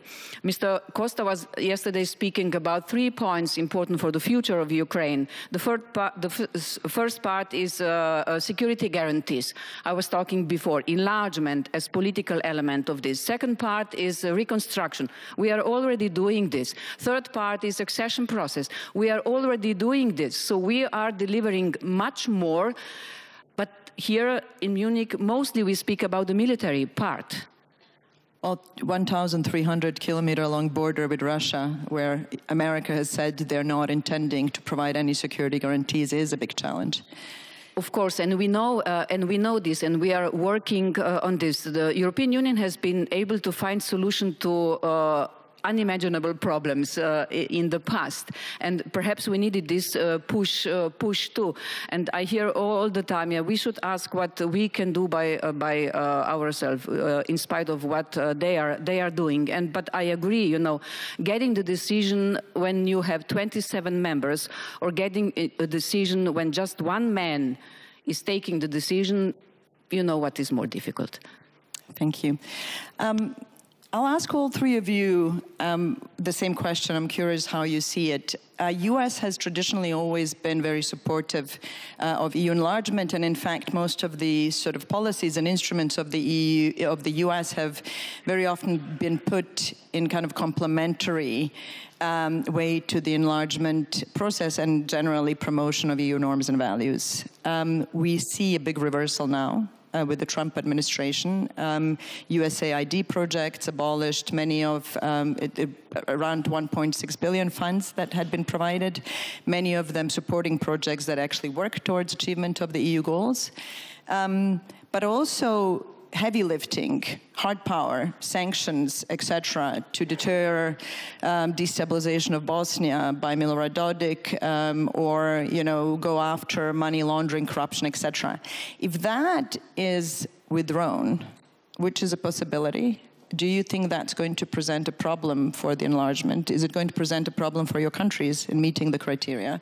And perhaps for you, Commissioner, how will the EU step in? What I see is that since you have started to deal with Balkan people, your questions have become very long. And I don't know now what part of your question I have to answer, because there were a lot of questions in your question, but I'll try. First of all, I think there is a paradox that looks like nobody thinks about, because there is this rush. We have to invest on defense, we have to upscale defense, we have to do defense, and we have to match defense. Okay, good, but what's the answer about, in the meantime, that other powers invest in defense? They have quite reasonable rates of economic growth. Europe is not. So where Europe will find the money to do all this upscale in defense?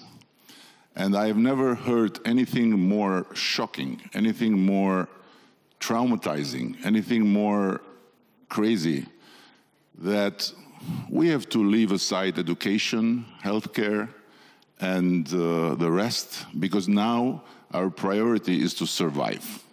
So if the answer to have more investment, to have more strength militarily, is to become a continent of ignorance, I think we are not worth anymore to anything, and better someone come invade us. Well, Albania is investing quite a lot. Albania has been always ready to be invaded by Americans or Europeans, but the problem is that nobody wants to invade us. So you're still doubling your defense spending. Nobody wants to invade us. And if they invade us, we send them to Montenegro to have some fun and sun. So the second point I have to make is connected to the first. So Europe has to think twofold. Yes, stronger militarily, but stronger economically, and stronger in the whole challenges that are about the future. So America invents artificial intelligence. China copied it. Europe, without even having it, regulated. So how we will compete, for God's sake? And then we are in this process. It's clear that Europe has opened a discussion, and thanks God, President von der Leyen is taking it very, very personally to start a deregulation. Good luck to her with that. But in the meantime, they say to us, regulate, regulate, regulate. So how this will go on? So it's like an inertia, because there are, from my experience, I have known two European Unions.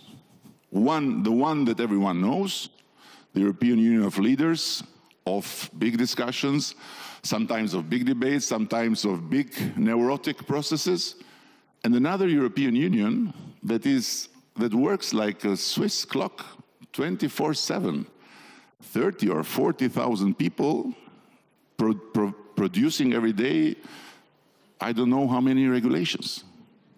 So no war, no crisis, no climate change, no nuclear threat can change the way this clock works. It's perfect. Every day, a new regulation comes out.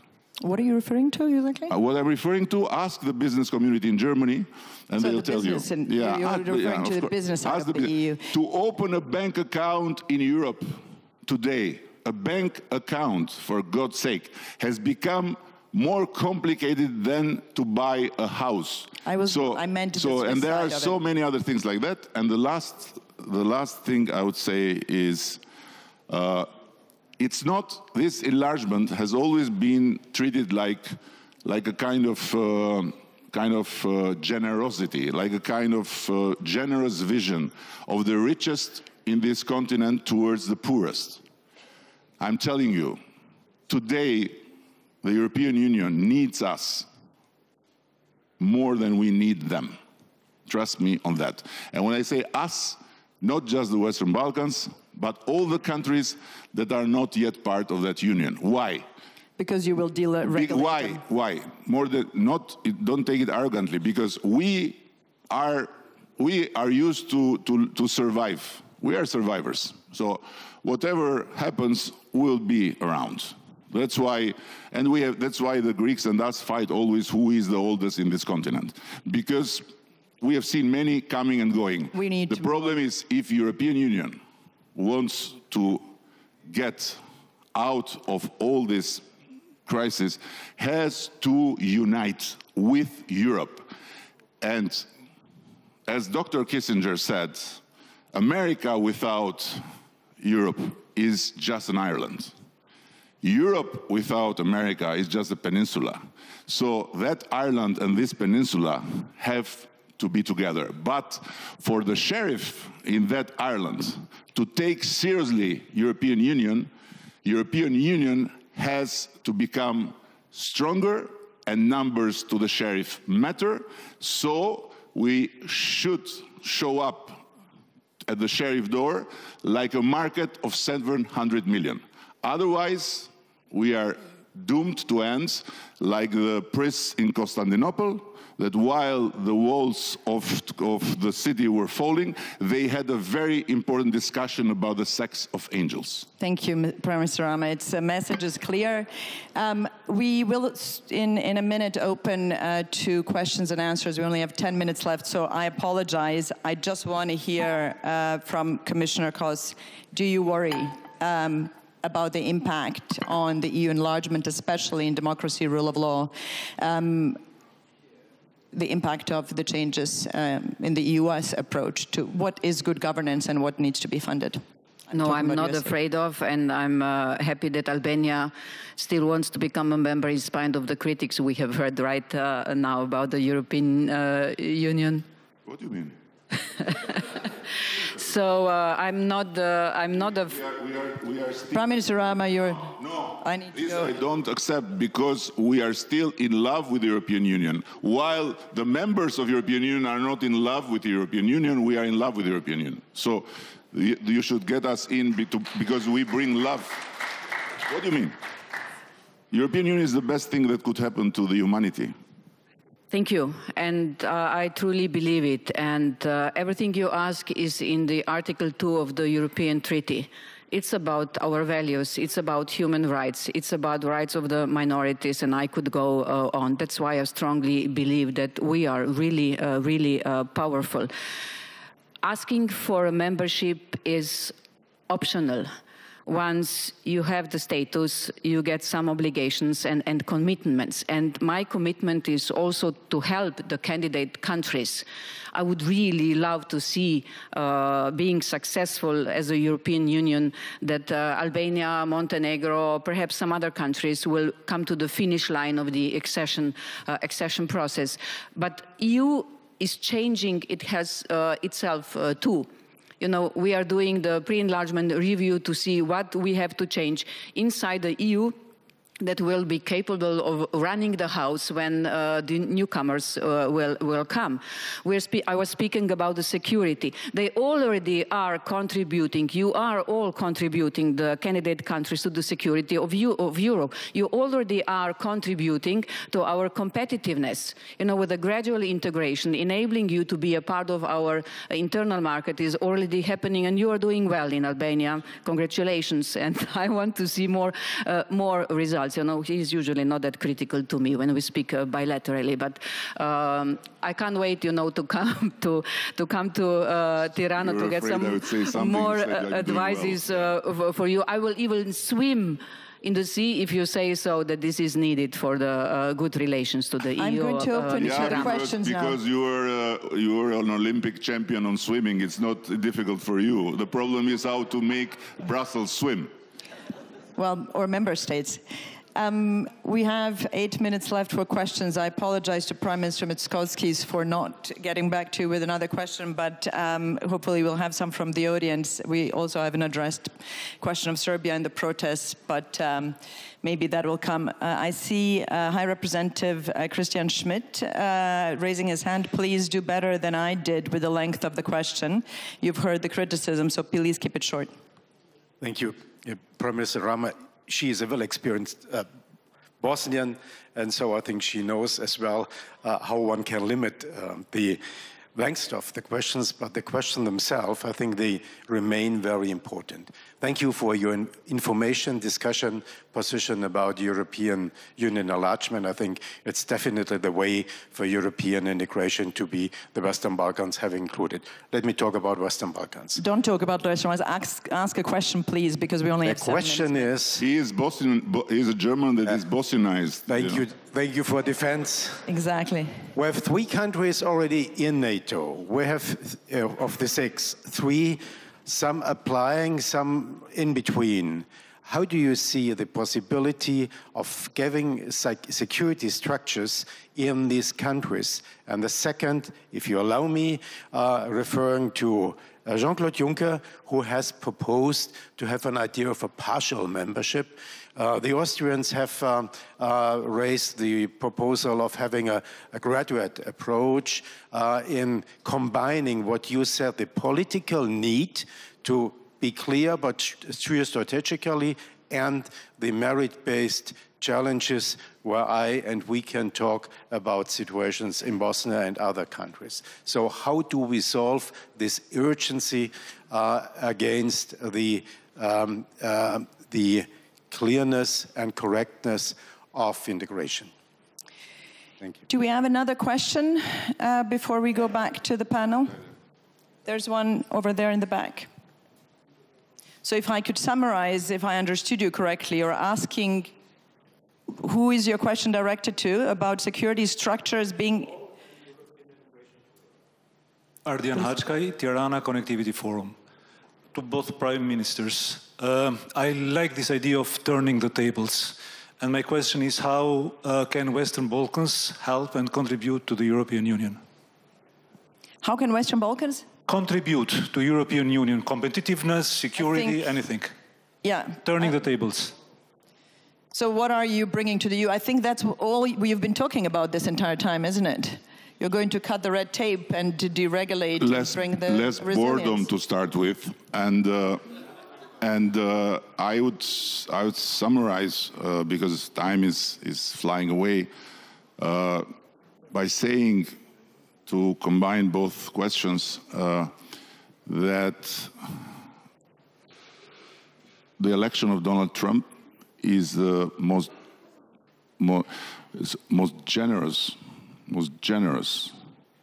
act of God, if we follow the God narrative, towards the European Union, to give to Europe a very big chance to wake up. And Europe has to first not be so self-referential. I fully agree with Marta that the values, the principles, and what keeps the member states together should stay, but should not be, in the meantime, conditionalities for having friends in this world. So I had a debate yesterday with a German friend in the panel when he said the foreign minister of Germany and foreign minister of France went to Syria and they said to the Syrian guy, if you do this, this, and that, we can be friends. No, we should learn to be friends with others, although they might have different values, they might have different ways of thinking how life should go. And the last thing I have is that Europe should think about both strength and competitiveness. If we will not be able to compete economically, we'll not be able to do anything else. This is and Western Balkans are a land of opportunity for this European Union to see a horizon for investments and for the old technology companies to not leave Europe because they cannot invest because it's overregulated, but to come to the Western Balkans, to go to other parts of the continent and bring the dividend home instead of leaving the money outside the continent. Follow kind of Jared Kushner's path. Prime Minister Michalski, you have been extremely patient. What would you like to respond to? Super. Probably I will have 62 minutes or 62 seconds to answer on the both questions. I'm joking, of course. We have, as a country, fully aligned foreign and defense policy with the European Union. My country is among the 5 best donators per capita for Ukraine. And this is something which is completely different. Also, we fulfill threshold of above 2% for NATO military and ammunition expenditures annually. So we are completely aligned with all requirements when it comes to the foreign and defense and security policy. But also, I must raise this issue that when Russia offensively neglecting and denying Ukrainian identity, which President Zelenskyy spoke about yesterday, and Ukrainian language, etc., etc. We are all loud, we are criticizing, of course, we are fighting for the rights of Ukrainian people and for this unprecedented aggression that Putin did to Ukraine. But when Parliament of one member state of the EU neglecting and denies Macedonian identity and my Macedonian mother tongue, then everybody is silent. Maybe I'm wondering why. Maybe because there's no invasion accompanying it. Everybody knows about, I'm talking about Bulgaria, of course. No, I know. And when, about the answer of the second question, what we will bring to Europe, Commissioner Kos talked about reunification. We are not talking about any more enlargement, so, and we are unification, sorry, and practically Europe will not be complete without all European countries in it. So I think that this process will last until the moment when all aspirant countries will be on the table together with the EU member countries. Thank you. We're out of time. Commissioner Kos, I'm going to ask you just one question. We don't have the time to answer the rest. What is your sense of a realistic timeline for the Western Balkans to accede to the EU and for Ukraine? What do you think?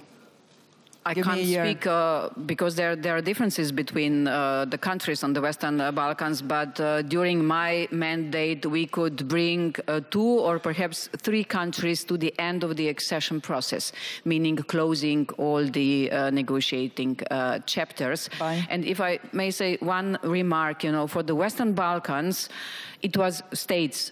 Some of them have been more easier to become a member of NATO than the member of the EU.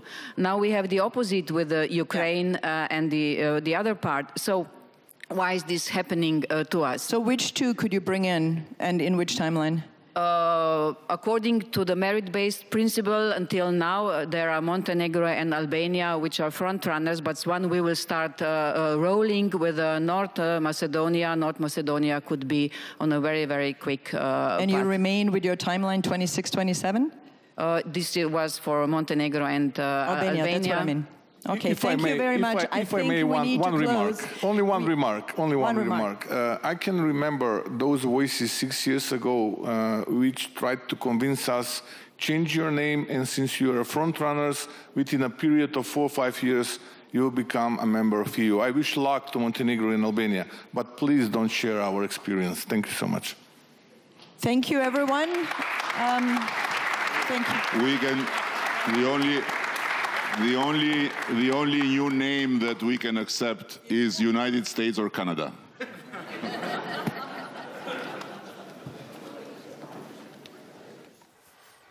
You're watching BR24 live on this year's Munich Security Conference. Coming up next, falling stars reviving European competitiveness with, among others, Manfred Weber, the president of the European People's Party. Now, let's grab some coffee and I'll see you after this.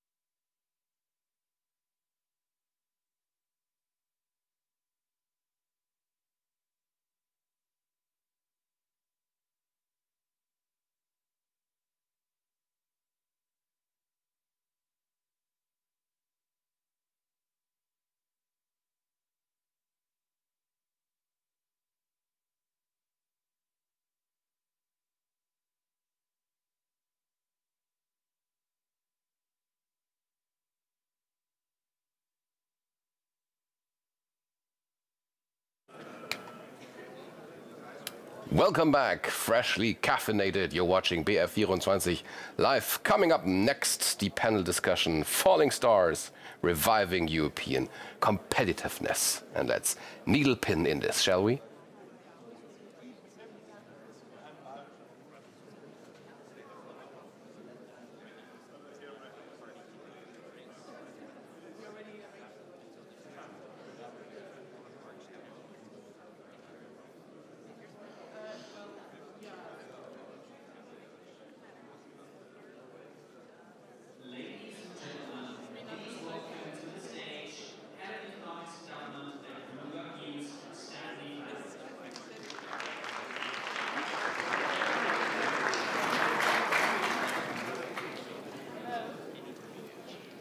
Hello, and welcome to this session. As an economist, I feel like this session should have been a bit earlier in the program, because if a lot of the debate over the last few days has been about whether Europe can muster itself for this new era and, crucially, to spend enough on defence, I don't think there is much doubt about the desire to do that. There is quite a lot of doubt about the capacity, the financial capacity to do that. And that relates very fundamentally to the low level of European competitiveness recently. Not even recently. In the last 25 years, if the Eurozone had grown just as fast as the US, or its potential growth had grown as fast as the US, the economy would be $3 trillion bigger. And you would have tens of billions more for defence without having to make any tough decisions.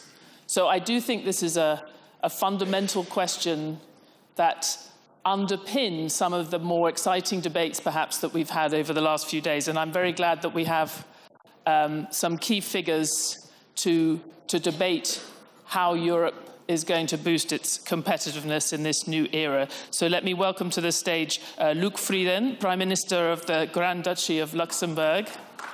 Prime Minister. Francesca Brandner, who is the Parliamentary State Secretary of the Federal Ministry for Economic Affairs and Climate Action.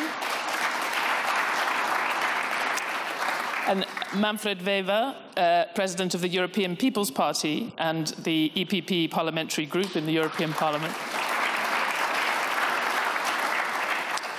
And Joel Kaplan, who's Head of Global Affairs, or Global Affairs Officer at Meta. Thank you very much for joining us. As with all of these sessions, we will have 20-25 minutes of conversation, and then some questions, including from one of the Munich young leaders, but also from all of you. Prime Minister Frieden, we have had on this topic many very powerful reports over the years, including recently from Mario Draghi and Letta, and everyone has endorsed them. No one has taken very many concrete steps to implement them. And yet, just in the past 3 weeks, President Trump has radically changed the playing field, potentially, for European companies, and indeed, potentially, the entire landscape for global trade. So how can Europe possibly keep up? I disagree with your introduction, because I don't think that President Trump has changed the American economy in 3 weeks. So it's a narrative. I didn't say that. It's a narrative that we all need to ask ourselves whether it's true. It's true that also under President Biden, with the Inflation Reduction Act and similar legislation, the US has done a lot to attract investment. And we as Europeans need to build on our strengths. We have great universities, we have great talent, we have a huge market of 400 million people, but of course we need to do more to become more competitive. And in that sense, what Letta and Draghi say is in fact something that we know, but Europe is a complex structure. It's 27 countries, so we need, for instance, on the basis of the Letta report, but even without Letta, to deepen the single market. There are still a lot of hurdles to do cross-border activities. We do not think enough as one bloc, but we very often think as 27 member states. So we have the tools to do more. I think we need to do more on research, on innovation, so to use the potential that we have from our great universities and the people that come out of that. We need to, yes, have a look at this regulation that has been added one next to the other.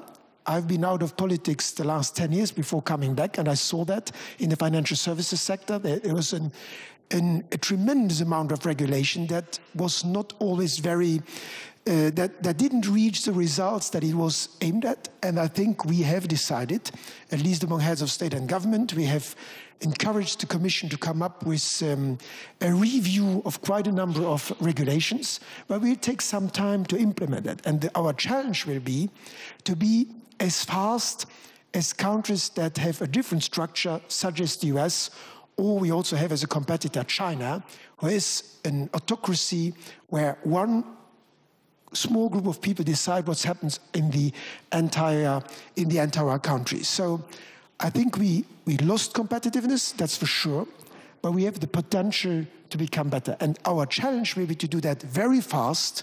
And that is a challenge for 27 democracies with a European Parliament, a European Council. You know, it's not enough that the Commission comes up with a proposal. We need to implement it. I think we have the potential to do it. We should speak more positively about Europe. We shouldn't say that the America is leading. We can do as well as the United States. We must do it, and then I think we can achieve a lot on the European continent. We can come back on that. I do think the economic record is clear. There's a 20% gap in economic potential that has grown up in the last 20 years between Europe and the US. It could grow to 40% if we continue on the same path. But Francesca Brandner, as Mario Draghi pointed out in an article yesterday, the internal obstacles that Europe puts in its way, the regulation, the internal market barriers, are much greater already than anything being contemplated by Donald Trump. We need to take tough decisions about the European economic model, surely. I'm not sure if we're talking really about the European model, but about how we implement it and what we do. I think when we face this geopolitically, obviously very difficult times ahead of us, already difficult, we have to refocus on two strengths that make Europe. And one is the creativity, the free thinking, and not the Vance style, but the real free thinking creativity, where we allow our companies to innovate, to test things, to also maybe fail, but to be able to really create new technologies, innovative systems. And secondly is competition. If you listen to Peter Thiel, he says that competition is pervertive and is destroying thinking. They like monopolies. And that's their goal. They state it. They try to create monopolies. And I think our European strength has always been that there is competition. And also, if you only go for monopolies, you will, in the end, destroy not just the American dream, but what we have here, German dream, European dream, that you can create new things and test them. Even if you're a small company, even if you're a startup, you can become big. So I think that is part also of the European DNA, is to say we are really the ones who create competition, a fair competition. So these are two principles I think we have to refocus on. And in terms of implementing it, I agree, we need to implement the Draghi report. It has been out there. In Germany, the debate has unfortunately been focused on the side of the investments he calls for in terms of investments in infrastructure. I think the German debate about the Draghi report has been really, on such a tiny slice of it instead of all he calls for in terms of innovation, how to better regulate, and that we really should go with all he says in all the dimensions. I think we urgently need a European Capital Market Union. We need to facilitate access to European capital, to our European companies. We need to invest in our digital infrastructure. We have been working on a sovereign cloud for many months and years without really getting into any a success, because there was always the fear, if we do go for a European sovereign cloud, we will endanger our American friends. Maybe it's a moment to rethink that we are better off with a European sovereign cloud. So there are a few things where I think we can put now things into perspective. And yes, we need to become faster, faster, faster. And if I may talk about Germany 1 second, I'm really in favor of a state reform. We need to look at our federal system, because we often do blame the EU, which is partially true, but we have our own homework to do. We have so many layers and so many, irresponsibilities in terms of saying it's not me, it's somebody else who's responsible, which really makes our system slow and cumbersome. And I think that's the homework we have to do in Germany, while at the same time looking at the European level.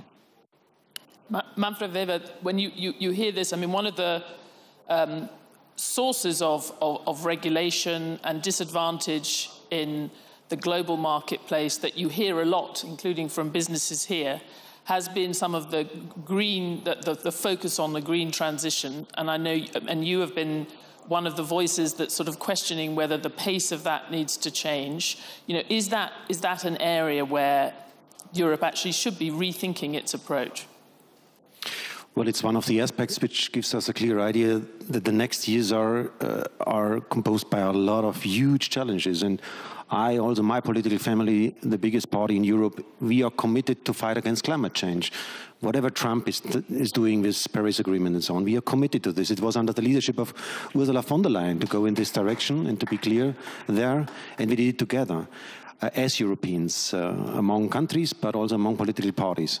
What we need is, in this moment of time, to be much more pragmatic in the implementation. Sometimes Europe is too bureaucratic, too focused on rules, on regulation, and not really pragmatic. That is what has to change. And there, after the European elections last June, we have now a majority. EPP won the elections, and that's why now we translate this into practical work. That means less bureaucracy. But let me also add what you said at the beginning, confirm a little bit what you said at the beginning, why competitiveness is so late here on this stage, because, I say this because that is our today's strength as European. The 22% of our global GDP makes us strong. And why is this our strength? Not obviously the military side, not obviously the joint foreign affairs approach. It's the economic strength which makes us Europeans, gives us a voice in the world.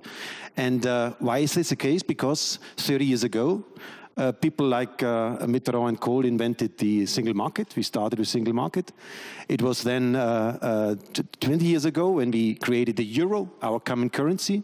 So these tools are in European hands. I see José Manuel Barroso in front of me, former Commission President. This gives us, in a way, the European strength to be really respected in the world, because everybody respects our market strengths as Europeans. That is not the case on the military side, where we have still fragmented national thinking behind.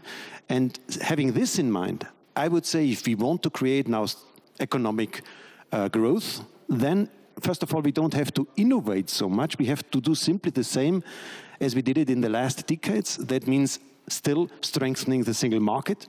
We have on capital market union, not yet a single market. We have on energy, not yet a single market. We have on services, not yet a single market in Europe. So there we have to strengthen this, and then we can create growth. And let me add a final point. We have to be ready to work with the world. If America and also China is getting more difficult for us to work with, to trade with, then let's look for other regions. I tell you, we have Ursula von der Leyen signed a few weeks ago an agreement with South America, Mercosur. 720 million consumers are together in such a market. And I think if we are ready to sign such agreements, if we are ready to have in the European Parliament and majorities for such an agreement, then we can show the world that we find other partners to trade with, and that is the base for our economic strength. Just to come back to you a little bit on that, because I think, I mean, the point that Mario Draghi was making in his piece yesterday is precisely that Europe has gained its strength, if it has strength, from trading overseas and for looking for markets overseas, and has grown its trade much more than other countries because it's limiting its trade internally. And so when you talk about looking for markets, shouldn't you just be looking for more growth and trade inside the Eurozone? Because it's a weakness now. Europe is vulnerable, having been so dependent on external trade.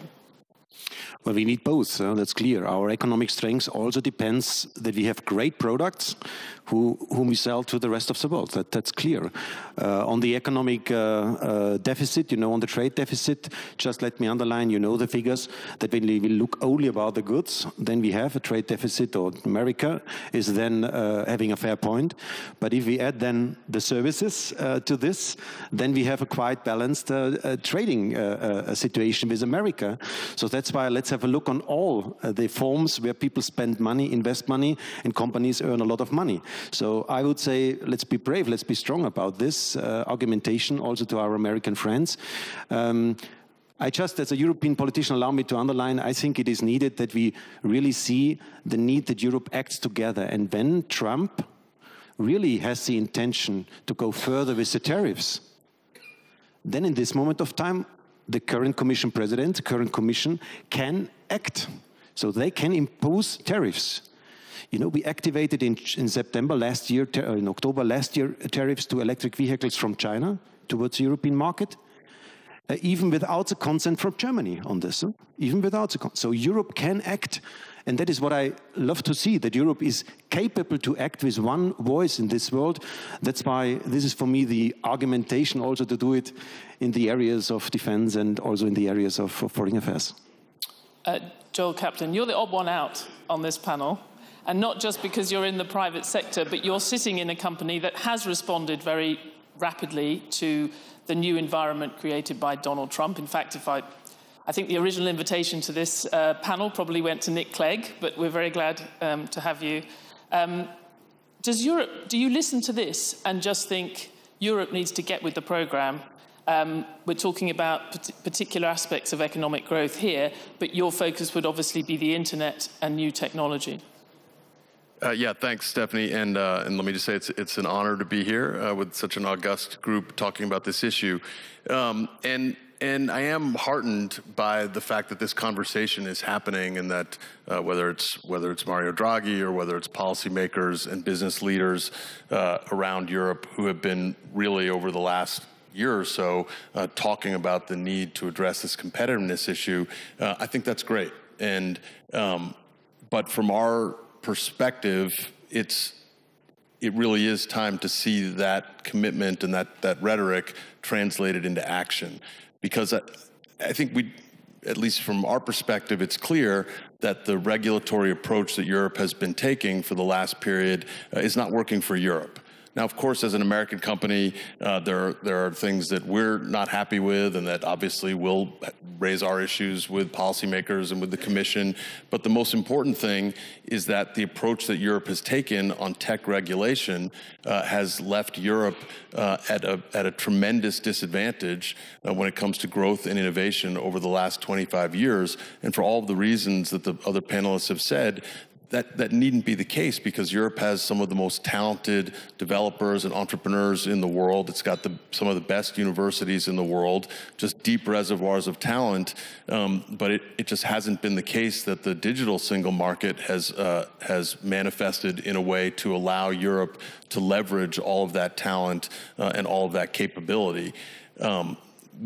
We do think that there are opportunities that companies like ours offer that will actually contribute and will help. And we hope that Europe in this new period will think of us as contributing to the European economy. And let me just take one example. In AI, which is obviously the subject of so much attention these days, Meta's approach to AI is to open source our models, our large language models. And we do that for our own reasons. That's good for Meta. It's also tremendously good for Europe, and just an extraordinary opportunity, because it means that Europe doesn't have to invest, for instance, the $65 billion that Meta is going to spend this year in building foundation models, or the $85 billion that Amazon has said that they're going to spend, or the $100 billion that Microsoft has spent building that foundational architecture. Instead, if you create the regulatory environment that's supportive of open source AI, all of those extraordinary developers working in Europe right now can build on top of that model for free, and can create all of their own custom innovations that will benefit governments, citizens, consumers in Europe.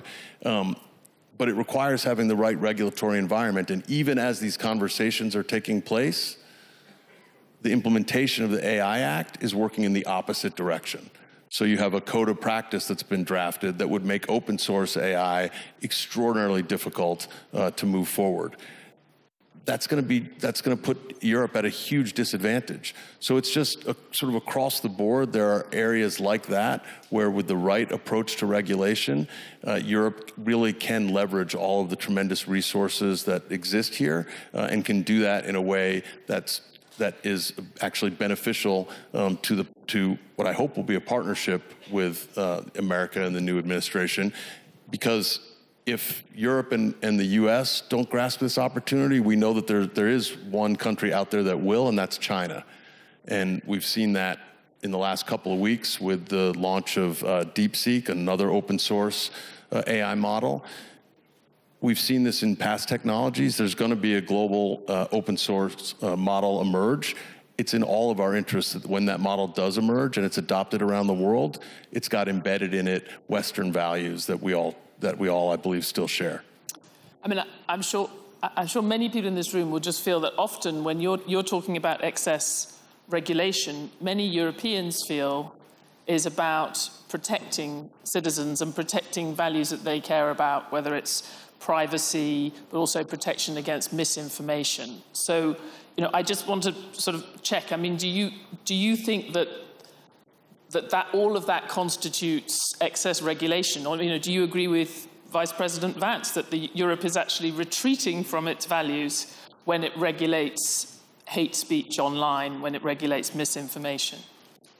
Yeah, so I guess what I would say is that if Europe measures the success of its regulatory regime in the number and size of fines it's able to lodge against U.S. tech companies, which I feel has been the case over the last few years, that's not going to benefit Europe. And it hasn't. This approach hasn't worked. That is not to say that Europe doesn't have every right to legislate and regulate its values and to require companies that are going to offer their services here to comply, and we do, and we will continue to comply with European laws and regulations. I would just urge that as Europe, as the Commission thinks about how to enforce those regulations, that they also take a look at what that means for the opportunities for Europe. Francesca Brandner, you've been looking at me very urgently. Yes, because again, on the implementation. Sorry, it was just for Secretary Brandner, but then I will go to you, Mr. Weber. No, I would like to, of course we have to say that here. I'm like, you're from Meta, so I get that point. But on AI and the AI Act, you were talking about the code of conduct. Interestingly, the code of conduct is to be done by the companies. It's not the Commission doing it. And what is the objective of it is to make the LLM, the large language model, safe so that no external actor can go over and manipulate them. Which I think in these days, when we have a hybrid warfare in Europe, is not so unimportant to make sure that, like if you have a very dangerous chemical plant, you need to make sure not everybody has access to it. And that's a bit what we're doing about the LLMs. But we said it's not the European Commission saying how to do it. It's companies themselves defining how that would be safe. And allow me to say, what are we talking about? Is it values? Is it free speech? And I've been thinking a lot. Some of you might know Hannah Arendt, who is a great German philosopher. And I want to read her quote in German. It's from her Auschwitz essays. And it says, and I translate afterwards, der wohl hervorstechendste und auch erschreckendste Aspekt der deutschen Realitätsflucht liegt in der Haltung, mit Tatsachen so umzugehen, als handele es sich bloße Meinungen. So she said that the most scary and most frightening part of German flight of reality was to treat facts as mere opinions. And she said that if you abolish facts, you lead to fascism. And I think that's something we all have to consider. That was her lesson nach Auschwitz, her conclusion of what facilitated in Germany the abolishment of democracy. So for me, that's it's we're not just talking about free speech. It's if facts do continue to exist, and I think we will have to be very pragmatic in the implementation of that law. In Germany, I've been fighting hard not to get our federal 16 states to be so responsible that they can have 16 different interpretations, which would be a nightmare for any company in Germany. So we have to be very pragmatic. We have to be really focused on innovation. I very much agree with you on that. But that will be a battle. And I think we have to pool the funding at the European level in all of these innovations. We have a bit here and a bit there, and it's good on quantum, for example. But if we could pool it and make it really big, invest the next multi-annual financial framework, really focus on the new technologies, give access to the capital market much better, I think we could be better off and really create our new talents and our new companies. Manfred Weber.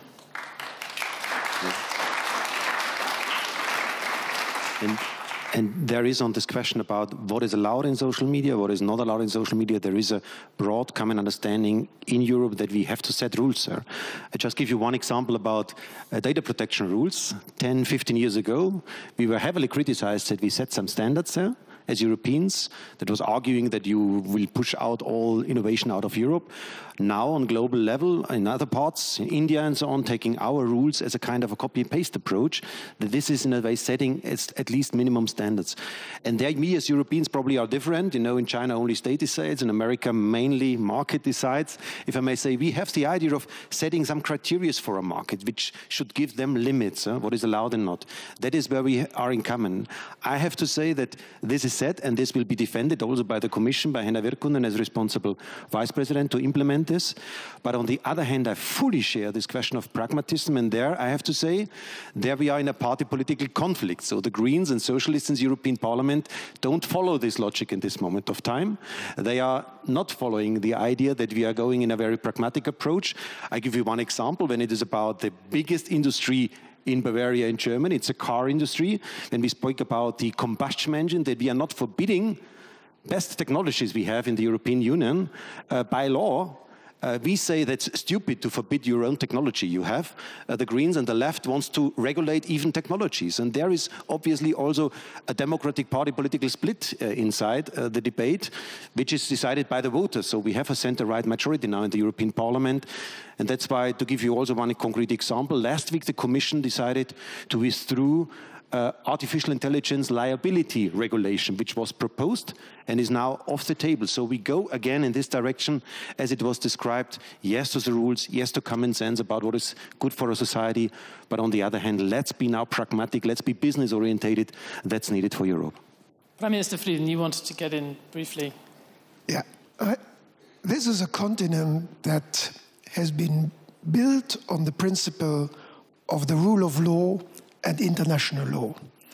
And I'm quite amazed that also listening to what has happened over the past few days here in Munich and since the 20th of January, that those fundamental principles are being challenged. And I think we as Europeans have also to be self-confident and stick to the principles we fundamentally believe in. And I'm grateful that you quoted things that are based on the lessons of history of this country and of Europe. The same is true for international law. I mean, when I hear sentences regarding Greenland, when I hear that the borders that were set after the end of the Second World War and the end of the Cold War could be changed by force, I mean, this is not the Europe I want to live in. And so I think we as Europeans, as 400 million people, we have to stick to a certain number of fundamental principles and fight for them and talk to our American friends about them. Because if we change those rules, then I think we go to a direction of a Europe in which I would not like to live in.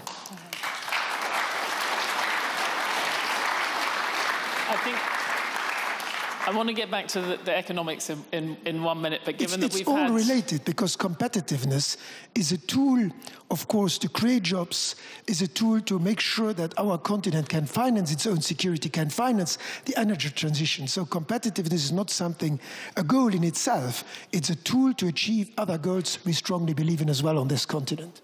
Absolutely. I mean, just Joel Cuckman, if I just come back to you briefly. I mean, you made the point about the size of the fines. They should not measure their success on this by the size of the fines.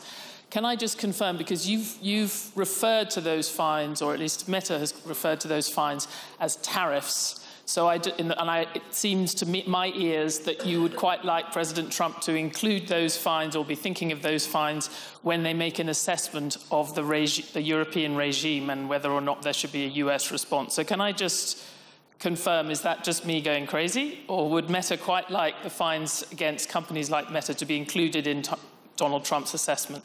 Yeah, well, I do think that one of the things that President Trump has made clear since he's taken office is that he is going to defend U.S. companies and U.S. business abroad.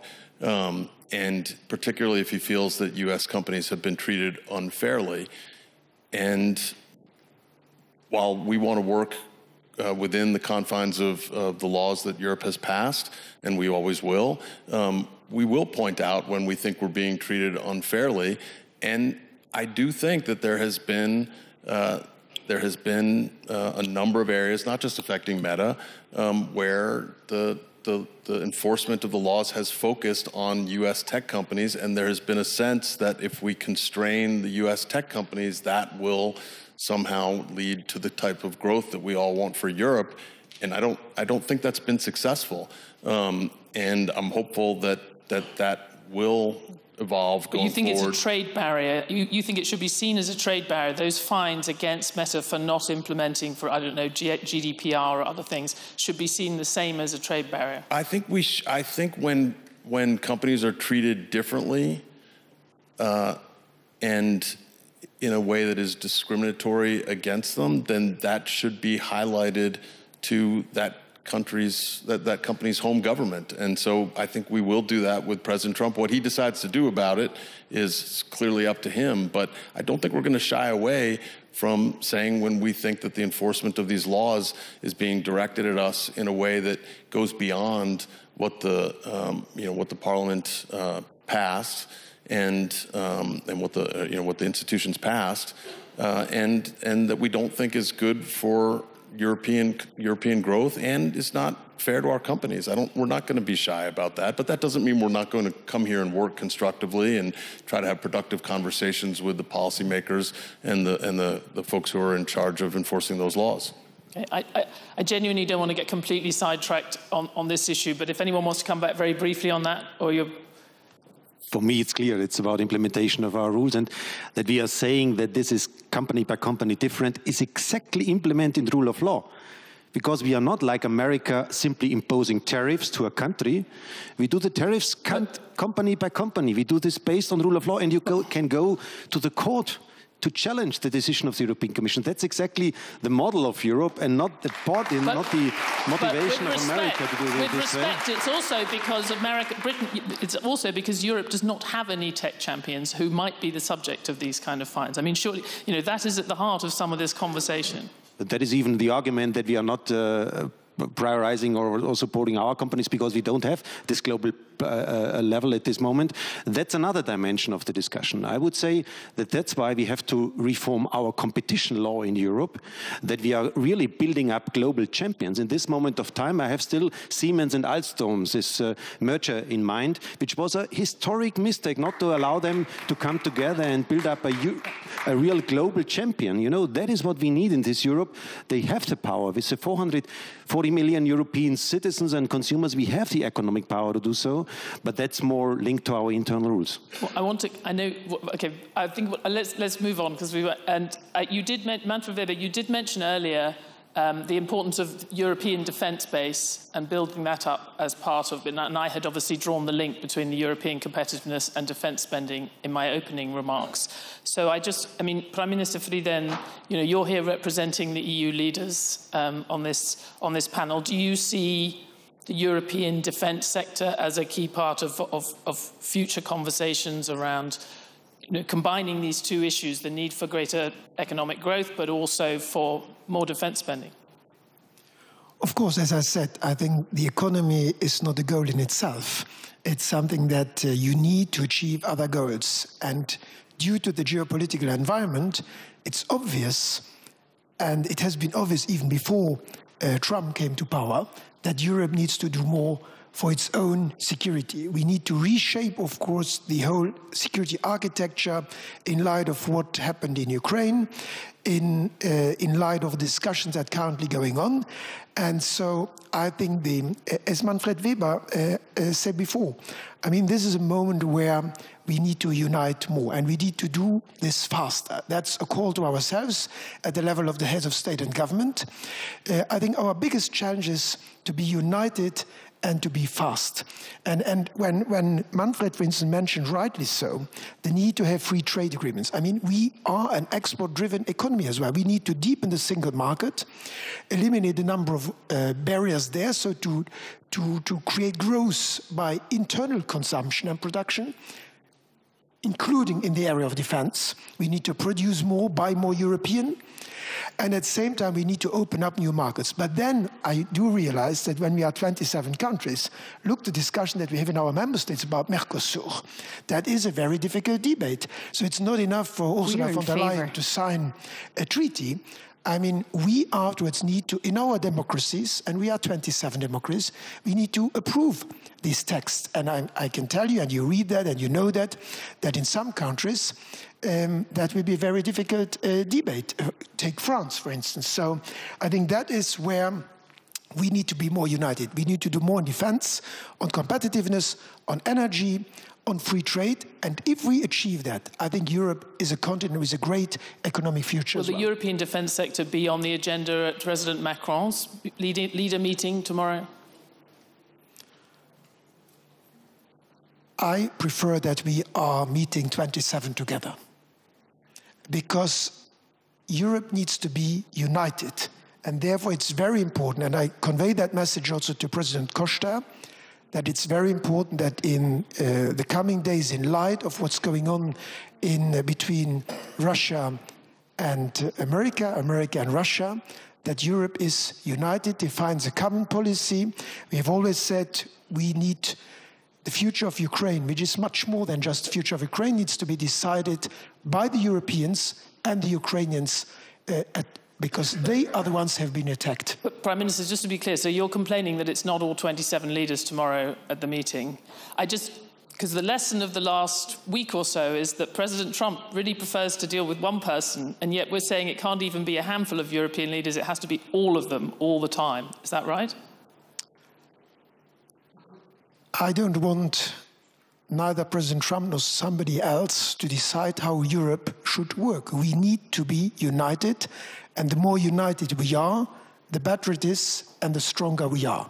Now, I don't mind that some countries meet if they discuss military issues in light of their military competence and what they have done so far in Ukraine, but it's much better that we meet the 27. I don't know exactly what the topic of that meeting in Paris is, because I think very few countries will attend it, but what is necessary is that we have a united vision, that we are united, and for instance, in our political family, and I applaud President Manfred Weber for that, the leaders of the EPP will in the coming days also have meetings to define their position. That is the strength of Europe, if we are united. It's about the future of Europe. I think what is important to understand is that the US can apply tariffs to individual member states. We always talk about tariffs that will apply to the EU, but de facto they can apply tariffs to Germany, to France, to Portugal, to Luxembourg individually. And I think that is the big threat, that if we now go divided, we will not be able to answer. And the only way to survive is if we say whoever gets attacked by tariffs, we will respond united.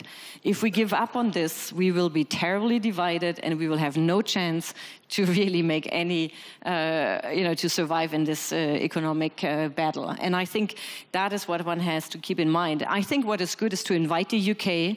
I think it's important when it comes to defense and security to get the UK back on board. It makes for me perfect sense. But we shouldn't forget we have the Baltics and the Scandinavians and all of us to be united. And when we talk about defense industry and when we talk about science, also AI in the sector, I really wish we would not only talk about the combustion engine, but really talk about these new technologies. I think part of our German problem is that we have been debating for 10 years now the future of the combustion engine, and we have not been debating quantum, biotech, robotics. You know, that's the future. I don't want to put the automotive smaller than it is, but I really think we have to focus on the future technologies, put all we have in there so that we can compete worldwide. Okay. We have just a few minutes for questions, and I want to be sure to get in the first question from the Munich young leader, who is a member of the Camera dei Deputati at the Parliament of the Italian Parliament, Federica Onori. Hi. So you've got your microphone. Thank you very much. Good morning, everyone, and thank you to our esteemed speakers for having shared with us their views.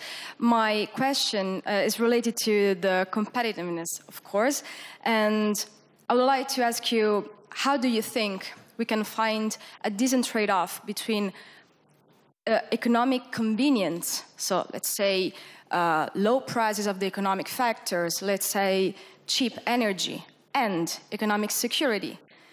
Let's say reliable supply chains, let's say to produce your own energy, for example, by using nuclear energy. So if there's a lesson to learn in how to find a good trade-off between these two things from the recent past that we can learn, according to you? And second question, whether you think to have a collective exercise of public acknowledgement of the decisions that brought us here can help people to regain trust in institutions, or rather it would give a weapon into the hands of those who try to gain consensus, delegitimizing institutions. Thanks. Okay, that's two quite big questions. I don't know, Federica, do you want to come back? On the first question, I would be happy to answer. I just got back from a company's meeting on circular economy on raw materials and rare earth. And there you see the climate aspect of reducing energy, of reducing resource use, is at the same time helping our security, because we are terribly dependent on them from China, be it on the digital or new technologies, up to 100%. And everything that we are able to recycle here at home makes us less dependent, and at the same time is very much helping the climate. So I think there are many things where it goes closely together. If we do that in a pragmatic and good way, it will serve both ends. So, and you don't think there's any time for, because your party has been very determined on still shutting down the nuclear power plants, even though Europe has been under strain, Germany in particular, not having gas from Russia. They think even with very much higher energy prices in Europe being a real economic disadvantage, you don't think there should be any compromise on that, any change?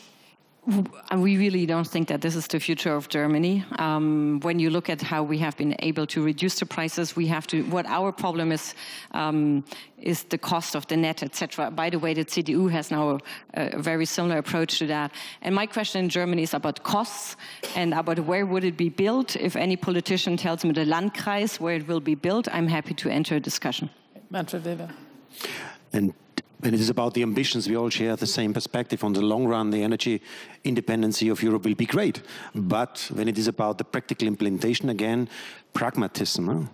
Not that parties and politicians decide about the technologies we use. That's for nuclear, where the Greens and the Socialists are critical, and that's also for the combustion engine. I come back to this. It's quite symbolic on this. Why do we regulate, as politicians, the technology behind? That is a key aspect for the future of our economy, that the states stays out of these kind of discussions.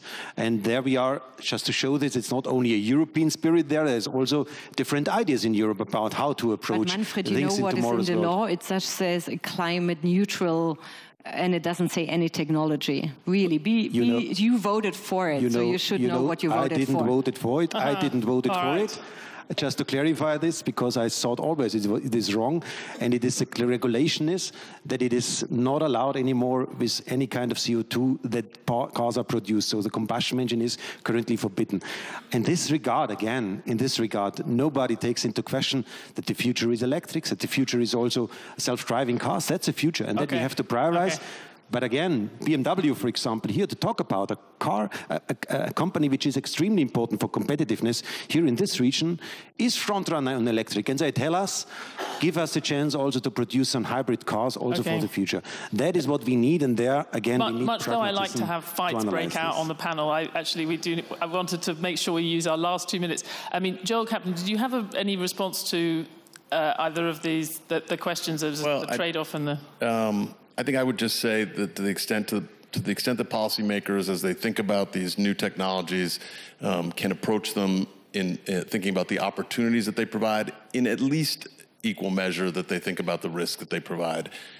I think if we get that balance right, there will be greater opportunities to really harness it and make those technologies work for the benefit of all Europeans. Okay, we get one more question. It has to be brief and it can't be a long speech. Very quick question. I see there was a little bit of a dispute between regulation and competitiveness and innovation.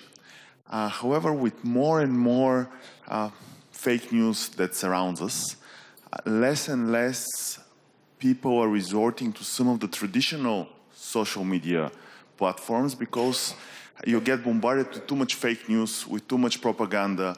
So don't you think there could be a common ground between fact-checking and competitiveness? Because the future of the technology in the informational space is to actually get good information in an easy way and making sure that the propaganda doesn't overshadow the truth in these social media networks. Just a question. Okay. It is true. It goes quite to the heart of Europe's approach. They believe fundamentally that a well-informed citizenry is going to be an increasingly important economic competitive advantage. Do you recognise that, Joel, when you hear people talking about these issues, that actually people think that information in itself, that accurate information, is economically valuable?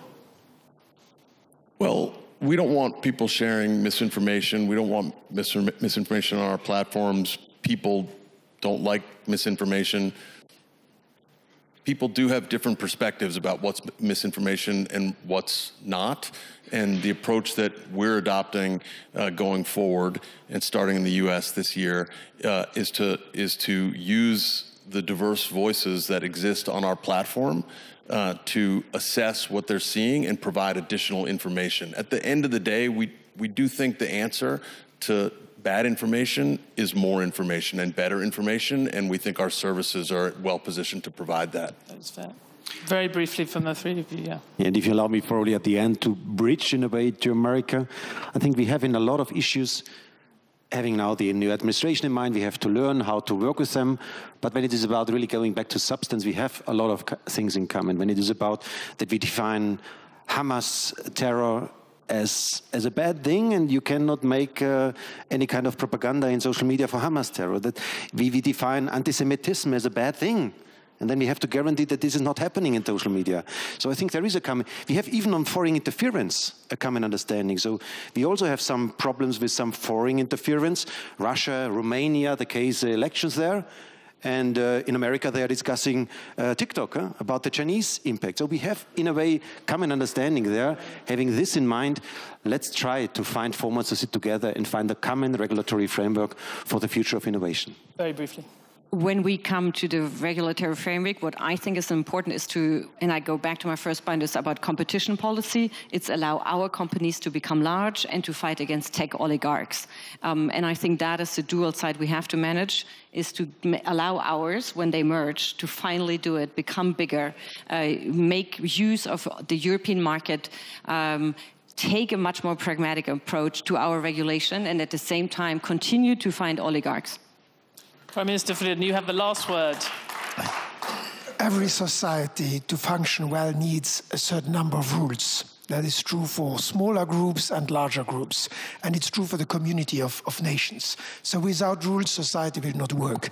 But when it comes to economic development, we must make sure that our economic rules, that we have set up in Europe do not become counterproductive. And so our call to ourselves is to make sure that we check whether these rules really lead to what we want to achieve, and that is economic prosperity. And I think that in the past we have not taken that sufficiently into account. So let's review that, but we need to keep a certain number of rules to make our life a worthwhile living. A characteristic note on which to end, but thank you very much to all my speakers for a very lively panel, and thank you.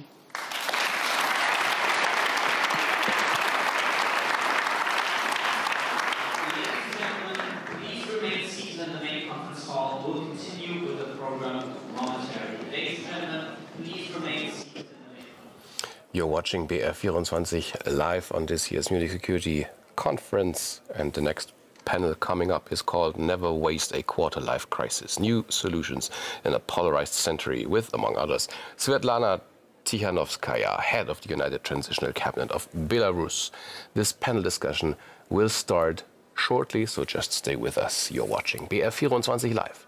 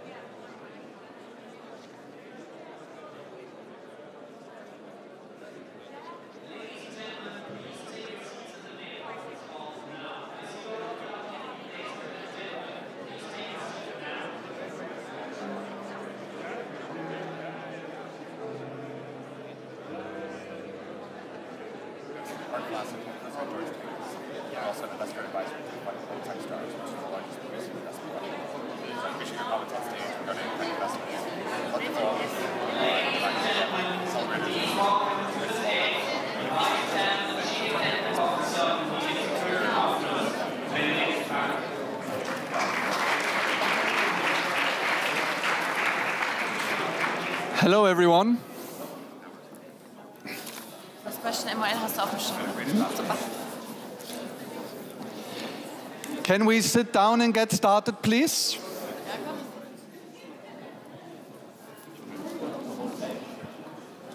And could I have my wonderful panelists on stage already, please, while we wait for others to leave the hall?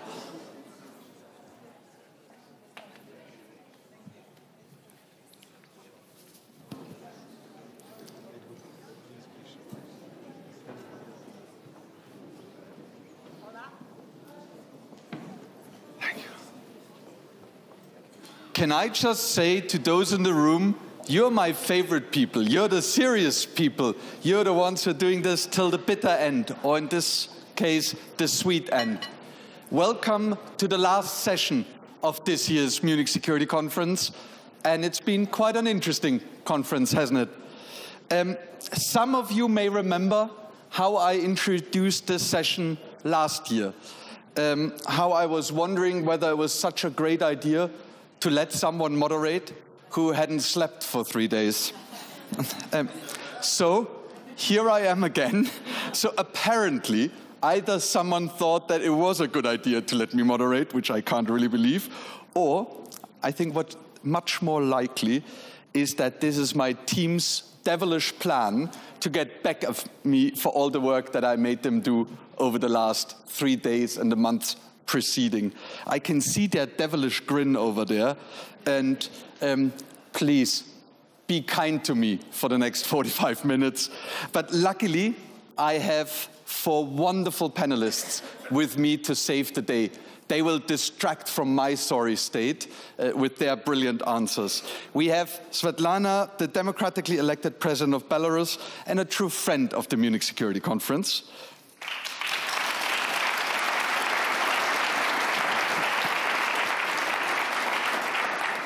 We have Elena, Member of Congress from Guatemala, and almost as important, of our Women Parliamentarian Program.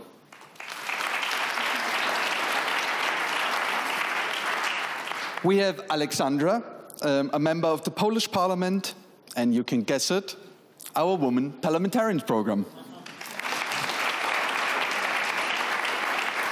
And last but not least, we've got Utara, a member of the Namibian Parliament, and not the Women Parliamentarian Program. We have another cool program, the Munich Young Leaders Program. Welcome to all four of you. So what we will do in the next 35 minutes and 24 seconds is we will try to make sense of this conference and what our clever policy team has called a quarter-life crisis in a polarized century. A quarter-life crisis, and some of you may still remember it, is the time in one's mid-20s where one questions one's life choices, the quality of one's life, and one's future.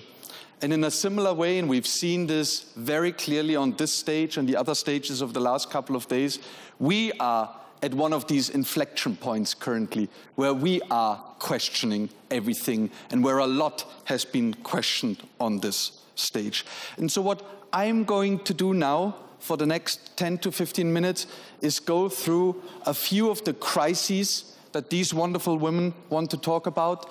We will look and that is a little dedication to our chairman, for some of the silver linings in these crises. I will ask them what gives them hope. I will ask them, how can we escape this polarization? How can we depolarize? And then we will open the floor to all of you. So, Svetlana, which crisis are you most worried about?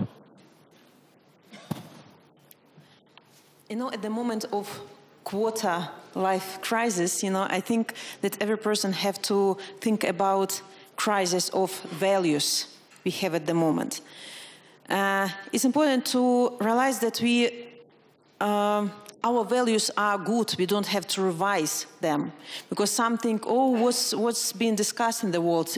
Do we have to protect freedom and democracy, or maybe we have to protect business interests? What will I choose? And it's interesting that many people now who are living in democracy, they don't notice it. We have to remember always that there are some nations and people, like in Belarus or Ukraine or other countries, who are dying for freedom, who are dying for independence and for democracy, and some take it for granted. I'm talking a lot to young people, and they don't know how to explain democracy because they enjoy it every day.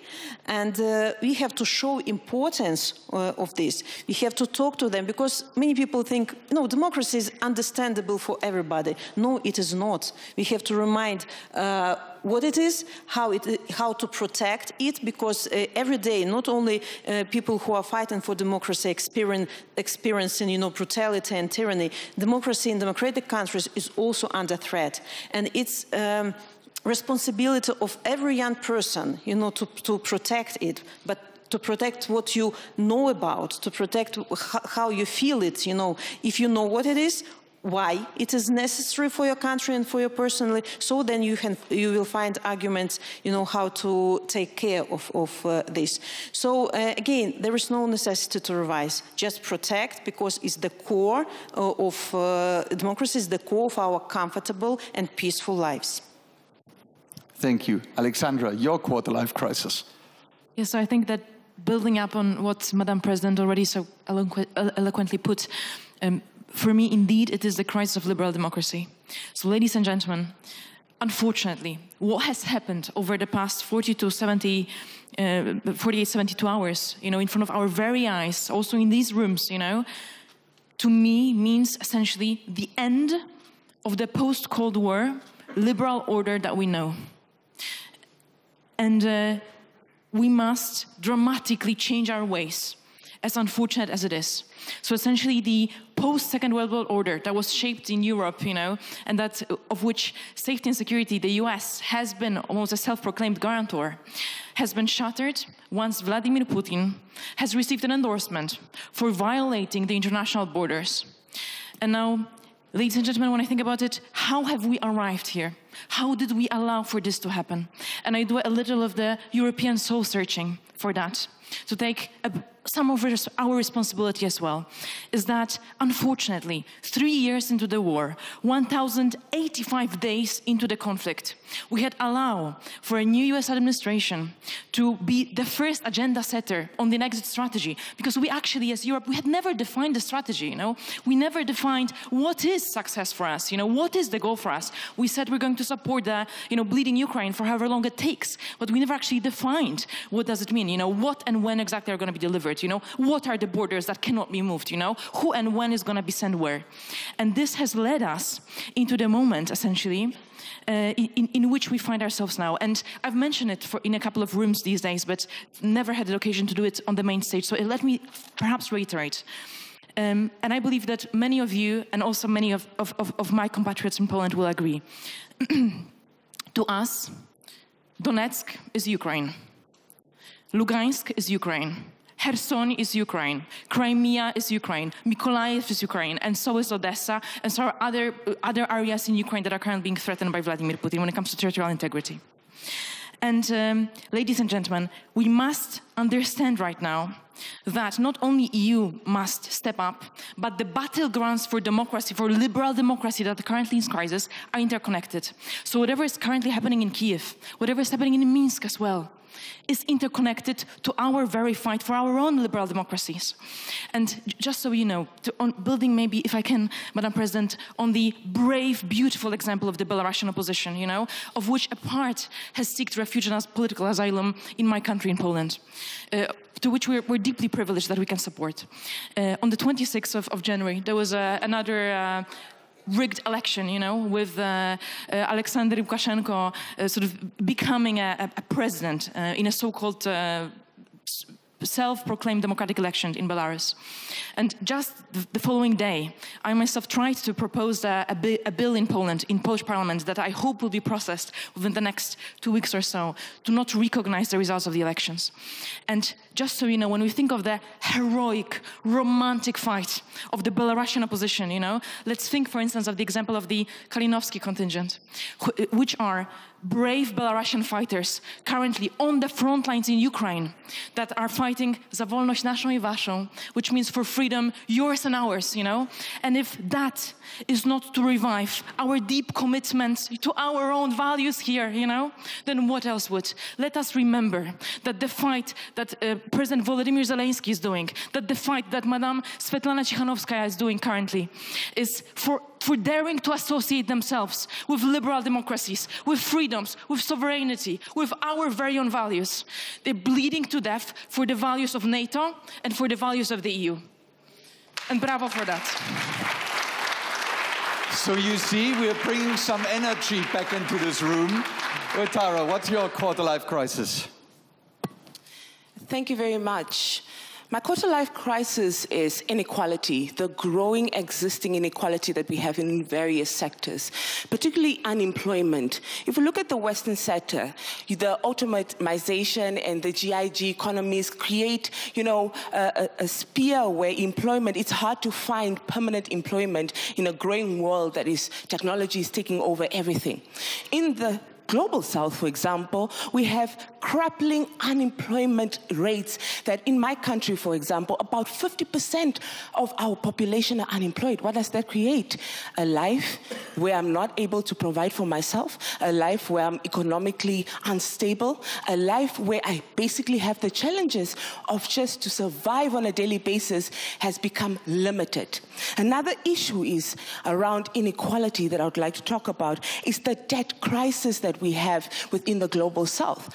Now, one of our funny conversations that we have is, why do these people give us aid while they know, firstly, countries are corrupt in Africa, number one, through the government, and number two, the mechanisms to pay back this debt because of the corruption that has crippled Africa, it does not help us. To what extent has the aid really helped Africa to a long-term lens when you look at it. It has exacerbated inequality because what it does, it uplifts us economically temporary, and then once the aid is gone, it leaves us in a phase of debt crisis. And what we've seen in the rise of the global golden era of the African countries immediately after independence from 1960 to 1970, you've seen it in countries like Ghana, where they have inherited great raw materials during their independence, and then you have seen what the IMF has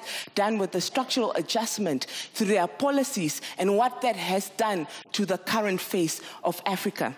Other issues, again, are issues on food security, the inequality of food security and the weaponization of food.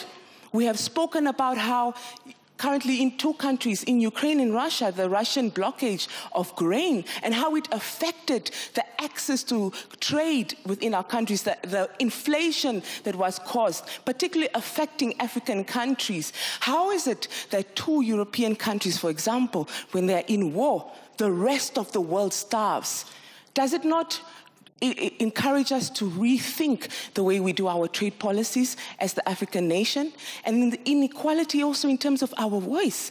We are not given the platform in terms of African, the global South. You provide African solutions to African problems without giving empowerment to the African leaders that will be the ones to implement these policies effectively. And then when the policies fail and exacerbate inequality, we get to suffer on the continent. Thank you. And on to the next continent, on to Guatemala. Okay, thank you. I have been thinking about this for the last months, and I think that it is important to add that there is an intergenerational crisis because we are not having this. Well, I think that there is a disconnection between the different generations. So the generations that precede us learned about the Cold War, the Latin American dictatorships, the internal conflicts, because they lived those moments, no? So the people of the new generations, we were born in a world of peace. So there is a disconnection, and we are doing the same mistakes that we did in the 20th centuries, for example. And now we are questioning canons that we already resolved about, for example, human rights, racism, xenophobia. So I think that it is very important to have this discussion between the different, with the different generations, because to resolve and to see a better future and a clear future, we need to understand the mistakes that we did in the past and do not repeat them. So I think that it is very important to have this on mind and work together, because we already did a lot of mistakes in the 20th century, and we need to understand about them, to learn about them, and to do the things better all together. Thank you. So we've just heard about a crisis of values, a crisis of liberal democracy, a crisis of inequality, a crisis of generational disconnect. And over the last 3 days, we've heard about many other crises. We at the Munich Security Conference have worked really hard to ensure that this is not going to be yet another doom and gloom conference. We've done everything we could, and man, have we failed. Here and there was a lot of doom and gloom. But as our chairman always says, there always is a silver lining out there somewhere. And the last round of warm-up questions before we engage with all of you, to my beloved panelists, where is your silver lining? When you look back at the last 3 days, what actually gave you hope? What did not freak you out?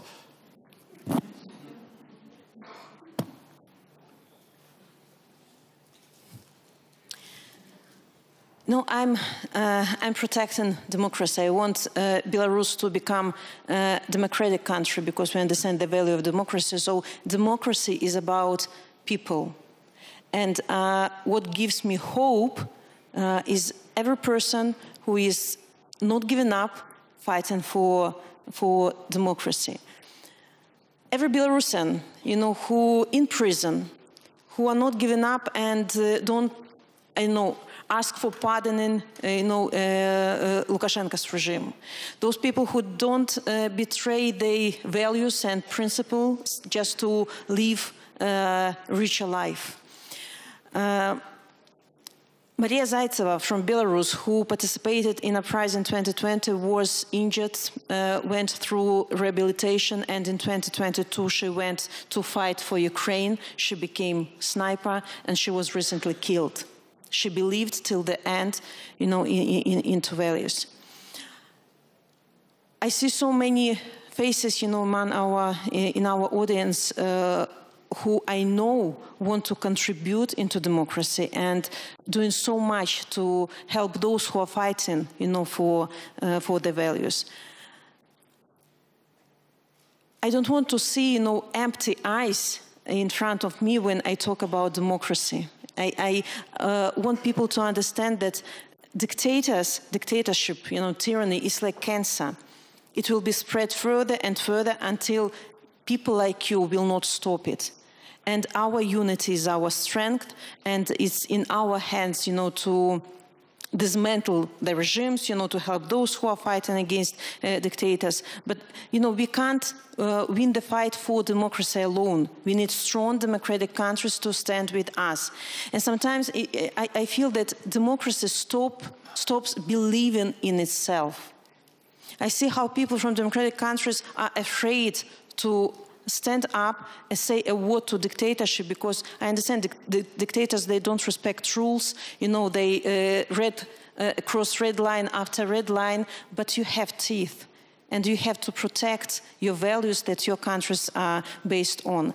And every person has to contribute in this, because democracy is about responsibility, first of all, and everyone is responsible for saving democratic values. And I think in this room, there is only one set of empty eyes, and that is mine, because of a lack of sleep. All the rest are burning with passion. What gives you hope, Alexandra? So, I might say something slightly daring, but I'm saying it as a person that is actually deeply committed to the values of transatlanticism and to the American-European cooperation. But what gives me hope, facing what we're currently facing, is that multilateralism and defiance and the defense of freedom doesn't actually begin and end in Washington.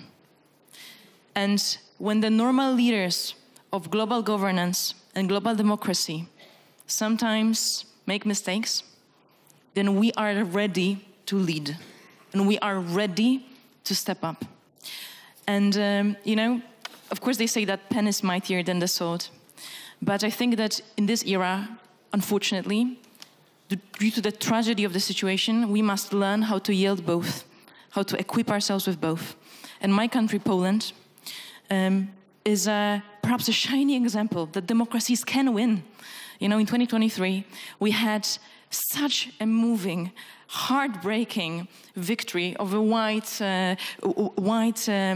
democratic coalition. And I myself, running as an independent at the time, currently a member of the Civic Coalition, Donald Tusk party, have been, rallying on the streets day and night for many months. I was a humanitarian aid worker. I returned from Ukraine. I served in Ukraine, and I returned from Ukraine to try to rally for everyone to vote. And we had queues of young people in the polling stations, to the 3 a.m. in the morning trying to vote. And we're trying to rebuild our society that for 8 years was going to the populist direction. We're trying to rebuild our democratic institutions, but not only that. We currently invest the highest amongst all NATO allies when it comes to our GDP for defense. Poland invests 4.7% into defense. Now that's a lot. And of course it's hard on our society, as it is hard on many of yours.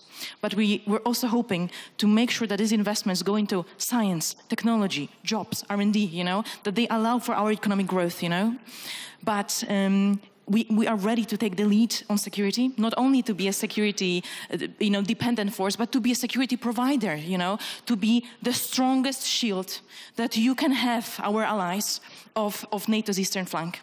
And I know it's an enormous responsibility for our country, but hopefully we, with humility and with no hubris, you know, we can rise to that responsibility to be a responsible ally on an international arena and a responsible leader of the NATO's eastern flank. So yeah, that gives me hope. What gives you hope, Tara? I think what gives me hope and what is constantly emphasized in this conference is a shift of narrative from looking at our differences from a competition perspective, but looking at it as how we can further cooperate for our interest, for global challenges that affect all of us. Not looking at it from an ideological perspective, but looking at issues at a human rights level. Discussions that we had here, for example, on climate change, I could relate from the Western world to the global world, global South world. Issues around land redistribution that we had here, rights of independence, the right to self-determination, gave me great hope. If we look at how the reforms on the United Nations, on how we can empower the United Nations, for example, the discussions that were had here, and the inputs that were given from member states on how to ensure that the UN and other institutions can be empowered to ensure that if a country, for example, like when the US left important treaties, how is it that it can control, and continue to manage these differences, continue to manage cooperation, even without, the dominance of one particular country. How we can use the UN, for example, to look at our humanitarian crisis and how we can look at protectionist laws to protect our volunteers within war zones who are casualties, for example, in what's happening in Ukraine, what's happening in Syria. This is discussions when we're opening up to diversity, looking away from the past, looking at what's happening now, trying to find solutions, commonalities for a greater world. That gives me great joy. Opening and recognizing diverse voices, such as voices of the Global South, Africans that can come and speak here and talk about issues that happen to them. Women in enslavement in specific areas and having a global international voice, that gives me hope that we are moving in a right direction. It doesn't matter how scary the world looks like right now. We have been discussing on government level of we're not sure what's going to happen in terms of how our foreign relations will look like, what will happen in terms of cooperation would look like. But institutions like this, platforms like this, gives me hope, and to ensure that we can strengthen our voice irrespective of the chaos outside. We can strengthen unity, we can recognize independence, and we can recognize our first and most important thing as a global citizen in this country, in this world, is to make sure that each and every person in this world has a quality of life. And through policies, negotiation, diplomacy, we can accomplish it. And I am very much ecstatic with that. Thank you.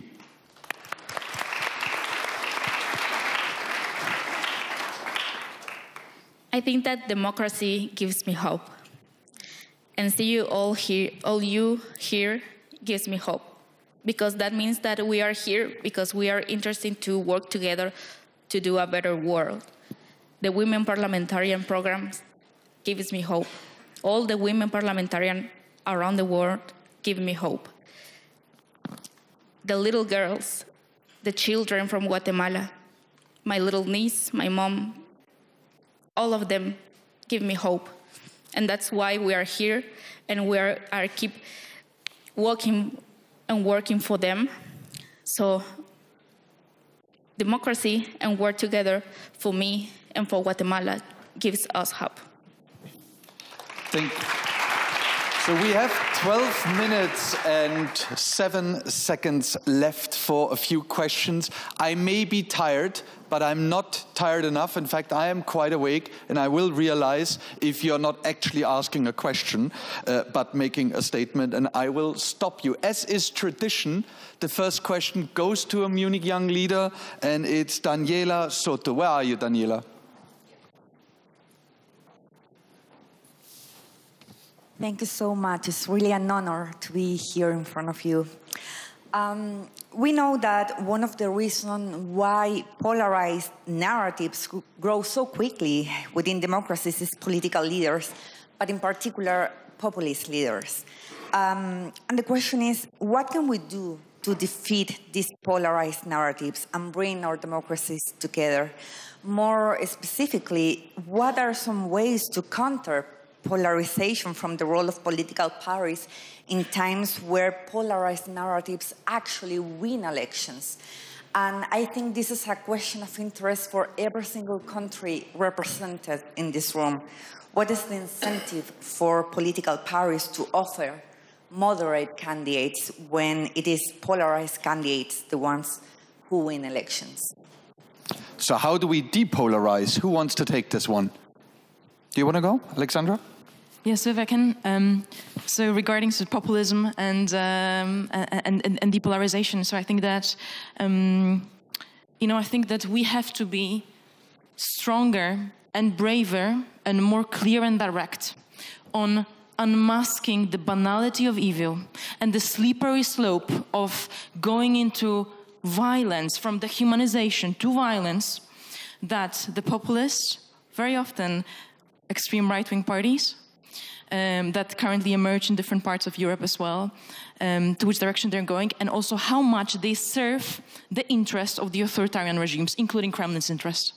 So whether it's AfD, if you allow me, whether it's Alternative for Deutschland, whether it's Nigel Farage in the UK, whether it's Marine Le Pen in France, they all have a certain set of things in common. This dehumanization narrative, scapegoating on internal enemy, quite often migrants, external enemy as well, and this strange fascination almost with Vladimir Putin, And we must really unmask how extremely dangerous is that. And while doing so, we have to remember that when we're trying to engage the young citizens, to go and vote, very often they're only addressed and engaged by the most radical, either the radical left or the radical right, Whereas actually, an average voter is not exactly there, And I think that we have to change our narrative, Our narrative when it comes to promoting liberal democracy, promoting liberalism, has been a bit bloodless, has been a bit uninspiring, And if we can better relate to values, if we can enchant somebody with the idea of civic engagement, of taking responsibility. But what I've found, at least, from our campaigns in Poland, is that you don't engage young people by coercing them to do so, by forcing them to go to vote, but by telling them, you are needed. The alternative to your engagement in the world, a young boy, young girl, is a world that is worse, that is less just, and you're needed. And it is your responsibility, to ensure that whatever talent, whatever intellect, whatever heart, whatever skill you hold, and every one of us has such, right? It actually meets a certain need in the world, and it fills that void, and it makes it slightly better. And I think that rhetoric of taking responsibility, which gives life so much meaning and depth, is one that we sort of lost, And I would love if we come back a little more to that, so be far more direct in unmasking the evil of the far right and of populists, and to be far more inspiring and kind, and engaged, in spreading the positivity and positive values of civic engagement. Thank you. Does anyone want to add to this? Then we go to Maggie for the next question. And can we then have a man ask a question, please? Benedict, you've done quite well. Maggie Feldman-Pilch. I think it's easy to forget, given how incredible all four of you are, that you don't all four... What do you mean with four? Well, we do adore you, Benedict. That you all four don't yet have all the resources and the platforms that you need yet. So I ask you, here at the Munich Security Conference and being live streamed around the world, is there something that you need, not necessarily your cause, but each of you as individuals, to get where you need to go, where you want to go, that we can help give you? Who wants to take this? We do have 6 minutes and 30 seconds, so yes, then make it quick, please. I think that it is very important for me and very helpful, this networking with different parliamentarians, for example, for all around the world, because it is very interesting to see how the issues or the problems that we have, for example, in Guatemala, are the same that they are living in Nigeria, for example. So to exchange the experiences or just talk with somebody that understands me, it really helps to me. So if we can improve or to have more programs to exchange our experiences from different, for example, in my case, parliamentarians, it really helps me. Should we go down the row? For me, I stand as an advocate for African voices. What this would do is to help me emphasize African voices by ensuring that platforms like this reach a larger scale of African countries. We need more African leaders, not just myself and a couple of African faces that I've seen, but we need them to be on the table. You cannot continue making African, what I was talking about in the room, that you can't continue providing African solutions to African problems, excluding African leaders. That doesn't work. We need to enhance the African agenda on the global sphere. We need to enhance the Global South agenda within the international relations. We are the ones, for example, in climate change that deal with the most deepened consequences of global change that sometimes is inflicted by the Western world. But when it comes to the decision making, billions of dollars are channeled through climate change, accountability organizations. And when money is funneled down, it does not reach to the African countries that actually need it. So we need the platform. We need to have more diverse voices. This is a very good start. I appreciate it. But how you can help me is let's go to Africa and let's have a voice there. Alexandra? So I'd say what's tremendously helpful is, I think, when people with very little political experience, such as myself, I'm in active politics only 1.5 years now, do receive understanding and support, even if it's a kind nod. And here I would like to call some of some very special people that I see in the audience in the first row that I didn't expect to see today, but are sitting here and were smiling to me throughout the panel. So on one hand, it's Joanna Kluzik-Rostkowska, who's the vice chair of the Polish Committee of Defense. And while I sat here, she's a mentor and a friend, and she was looking at me and smiling. And the other one is Tutti, a former minister in the Finnish government, actually, who's sending me her hearts. And that's incredible, to extremely experienced women, that are looking at us here, and giving us strength. And another thing that for me is tremendously helpful is that, it is, of course, we're talking here politics and chaos and political turmoil, and division. And I think sometimes, just looking up the sky, a little nature and a little poetry goes a long way. But it is in the letter of John Adams, so the former president of the United States, to his wife, where he said that, we must engage in politics and in war, so that, and I'm paraphrasing right now, I don't exactly remember the quote, but that so our children, can get engaged in science and mathematics, so that their children can get engaged in architecture, so that their children in turn can get engaged in arts and poetry and culture. And this is the time, even though, I think that a part of me is an artist at heart, this is the time to take responsibility on a political scale. And that's why we're here. So, yeah, definitely. We must get absolutely engaged. We must fight in defense of liberal democracies that currently are under existential threat. And we as Europe must step up. Thank you. Svetlana?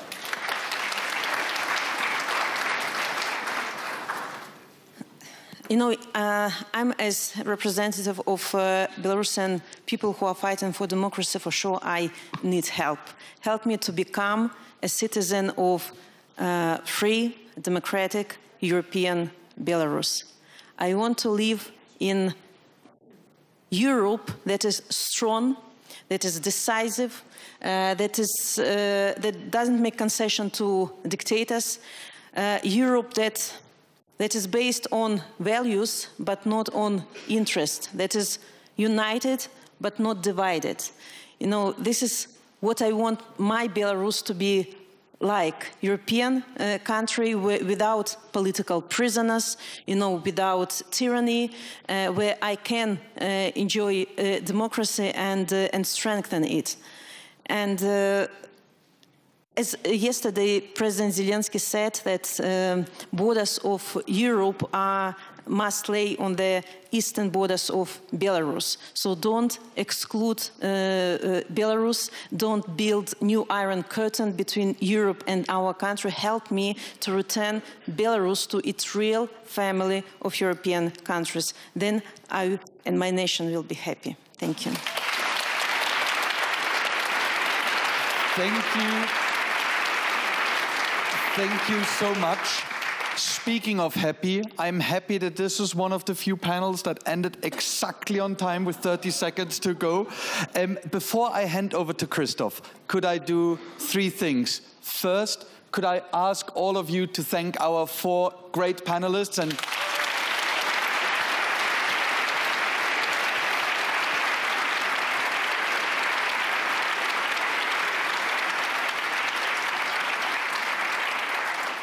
second, for the closing, could I ask the 4 of you to find a seat in the audience, please? And lastly, let me thank all of you for having stuck along, for attending the last session, for having joined us, for having engaged so much over this weekend. It has been a true pleasure and privilege, and I say this on behalf of the entire team, to work with and for you this weekend. And dear Christoph, it has also been a particular pleasure and privilege and honor to work for you the last 3 years. And on behalf of the entire team, danke, und die Bühne gehört dir. Thank you very much, and the floor is yours.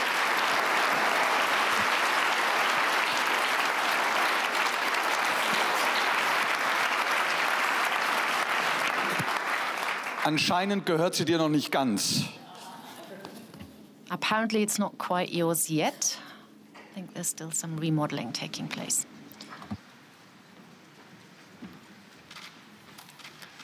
Excellencies, ladies and gentlemen, we began this conference on Friday when the information came that there were victims of an attack here in Munich. And we end this with the news that we have received that 2 people were actually killed. And as the Munich Security Conference is very close to this city, we mourn together today these victims, and our thoughts are with the families and the loved ones of the victims, and we wish the wounded speedy recovery. Ladies and gentlemen, this was certainly one of the most significant Munich Security Conferences. There were more than 50 heads of state and government, roughly 150 ministers, around 30 heads of international organizations. With Ewald von Kleist, this conference started as a transatlantic conference. After the speech of Vice President Vance on Friday, we have to fear that our common value base is not that common anymore. I'm very grateful to all those European politicians that spoke out and reaffirmed the values and principles that they are defending. No one did this better than President Zelenskyy, who has been fighting for these values, democracy, freedom, rule of law, for the past 3 years. The message from Munich is clear. Europe is not nice to have, Europe is a must-have. As NATO Secretary General Mark Rutte said, we should stop complaining about being sidelined, but come to the table with concrete ideas and spending pledges. Ladies and gentlemen, this is the only way to actually get a seat at the negotiating table. I'm also glad that we heard some concrete ideas, including by Commission President von der Leyen, who proposed an exemption from the EU's fiscal rules for defense spending. More proposals have to follow, And I'm happy that EU High Representative Kaja Kallas brought together the EU foreign ministers this morning for an emergency meeting here in Munich, and that President Macron is preparing for a European leaders meeting for an emergency summit tomorrow in Paris. We Europeans need a plan for peace on our continent. As Kaja Kallas, this year's winner of the Kleist Prize, said last night, we should not fall into the trap of appeasement. It did not work in 1938. It will not work today. Putin smells weakness.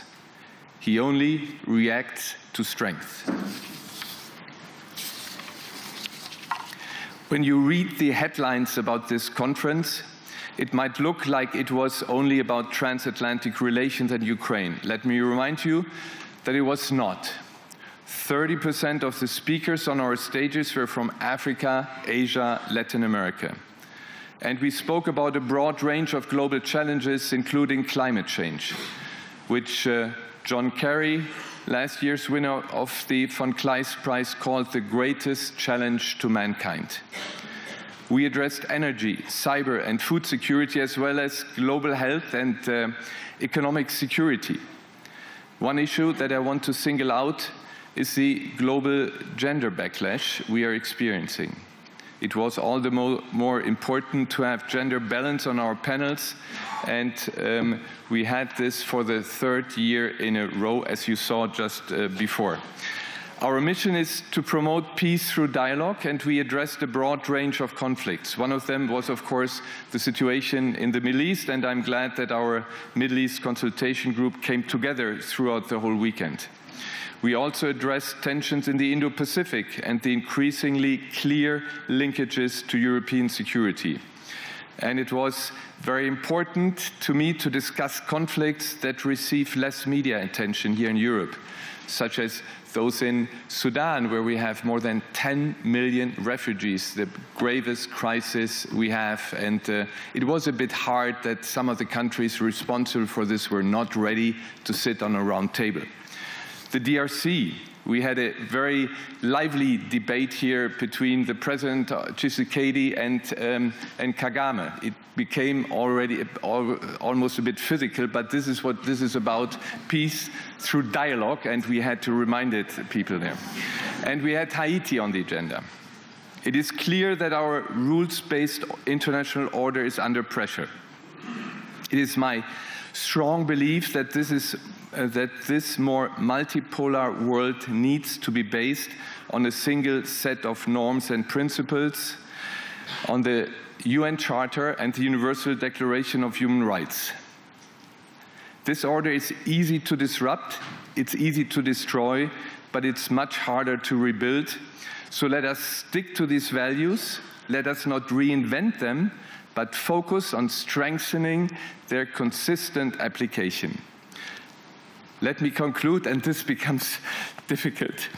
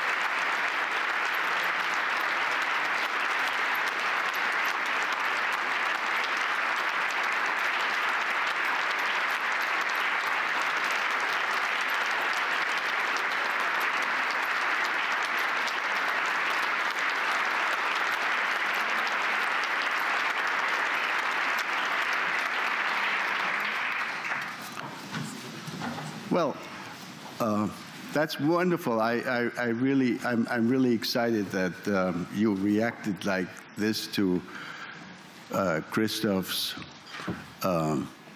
emotional reaction to this. Actually, I'm very much moved myself. About 5 years ago, Christoph and I started discussions about his taking over the chairmanship of this conference. And 3 years ago, for the last 3 years, he ran the conference. And Christoph, I want to say, on behalf not only of all our team, but on behalf of all those who have participated over these last 3 years, what a wonderful job you have done.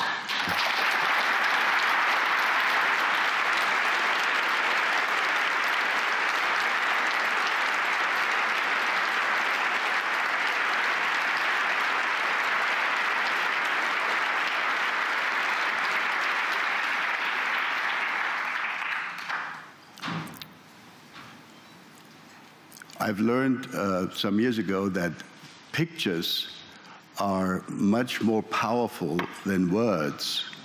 So the team has actually prepared a little film which will end this event, which will express the kind of emotions, our gratitude to you, much better than I can do that with so many words. But I do want to just repeat one or two of the major new directions into which you have taken this undertaking here. One of the keywords is diversity, which you've enhanced substantially. And one of the other keywords, and there are a few more, is Global South. You've made an important and successful effort to take this conference, as you said, from its original transatlantic core to a more international core to a global core that includes, in very new ways, countries and personalities and the thinking of the Global South. So thank you very much for that. I now want Jens to join me with you, Christoph, on stage, because we're going to, please, come here's our little images. So now this is the gift that we want to present to you. I think you have always been one of those diplomats that are capable of seeing, even when there is a lot of doom and gloom, the silver lining, the degree of optimism, which you also expressed during this conference today. And this is a piece of art which is supposed to show the silver lining. Okay.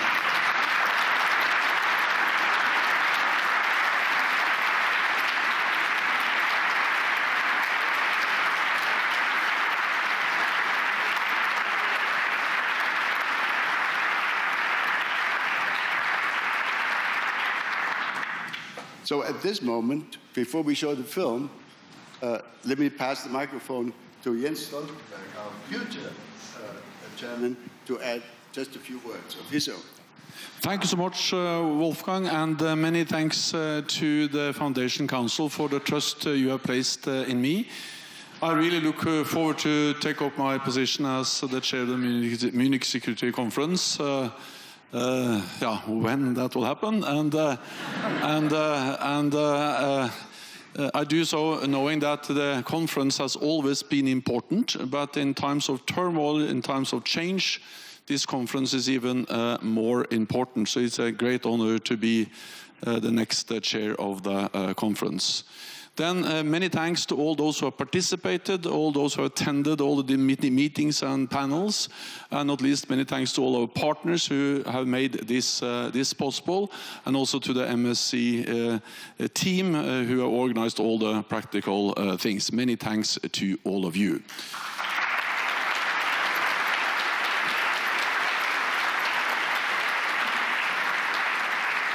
But then, most importantly, many thanks to Christoph, because you have actually, yeah.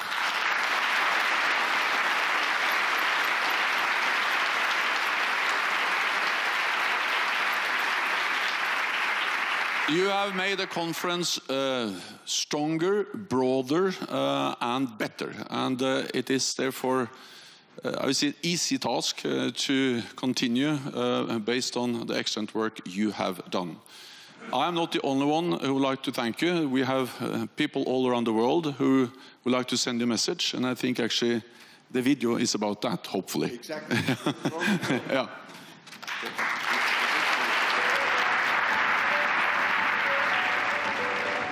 Dear Ambassador Heusgen. Lieber Christoph Heusgen. Dear Christoph. My dear Christoph. It is an honor to join my colleagues in congratulating Ambassador Christoph Heusgen as he completes his remarkable tenure as chair of the Munich Security Conference. Mr. Ambassador, for decades you have provided a masterclass for peace, advancing security and diplomacy on the world stage.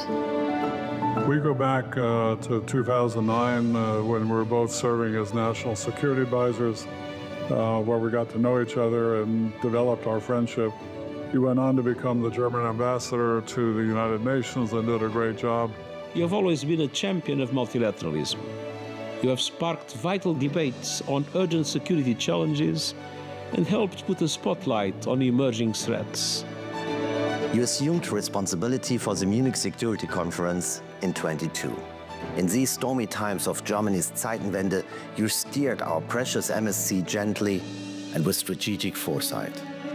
Years of your chairmanship have been turbulent times in the world. Years of war, but also of strengthening our bonds. Finland and Sweden joined NATO. You were the most helpful, supportive, and understanding. I want to thank you on behalf of the State of Israel and the Jewish people. The same was in the United Nations. You were a stalwart of support, understanding, and cooperation. Christoph, you sometimes joke and say that we have known each other since kindergarten. Fact is that you have been part of my professional career since we worked together in Klaus Kinkel's office a long time ago. You have been my mentor, and what you stand for is principles and integrity, and people trust you. You were always you, yourself, brilliant, principled, courageous, and so fundamentally decent. Vous avez fait un excellent travail et je me réjouis que ce travail-là ait porté des fruits jusqu'en Afrique. La première fois que nous avions discuté d'une session sur le Sahel, ce fut avec vous à Munich lors de notre réunion. Thank you for your sharp mind, for your integrity, and your commitment to peace, security, and dialogue. And thank you for highlighting time and again that we need to broaden our understanding of security and include human, economic, and environmental aspects. Germany's security politics owes you a great deal of gratitude for your commitment and your passion, for your strong voice, and for your courage to call challenges as well as problems by their names. On behalf of the whole Bundeswehr, I say, Dankeschön, Christoph. Thank you for our cooperation and thank you for our friendship. And thank you for giving me a platform to share my vision and thoughts on world affairs. Bien, merci à toi, cher Christophe, et bon vent. I wish you well. Thank you for everything you've done. God bless you and your family. And I look forward to our friendship and relationship to continue for many years to come. I wish you all the best, and our friendship will be maintained forever. This journey is a long one, my friend. Now on to the next challenge.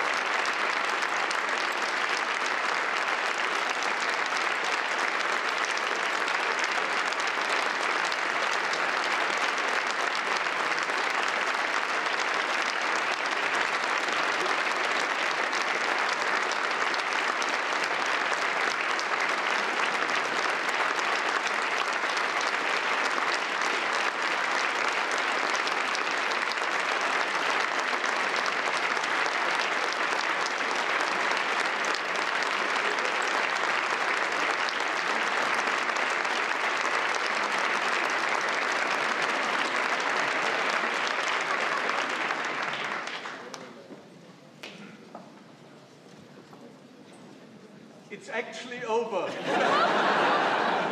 Many thanks to all of you.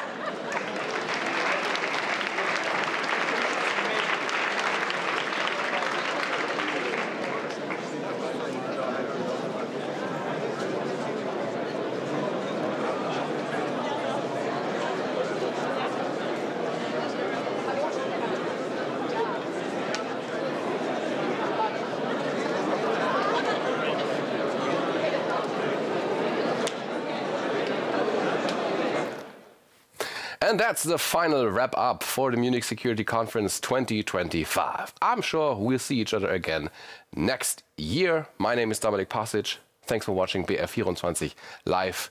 Goodbye and Godspeed und einen schönen Sonntag.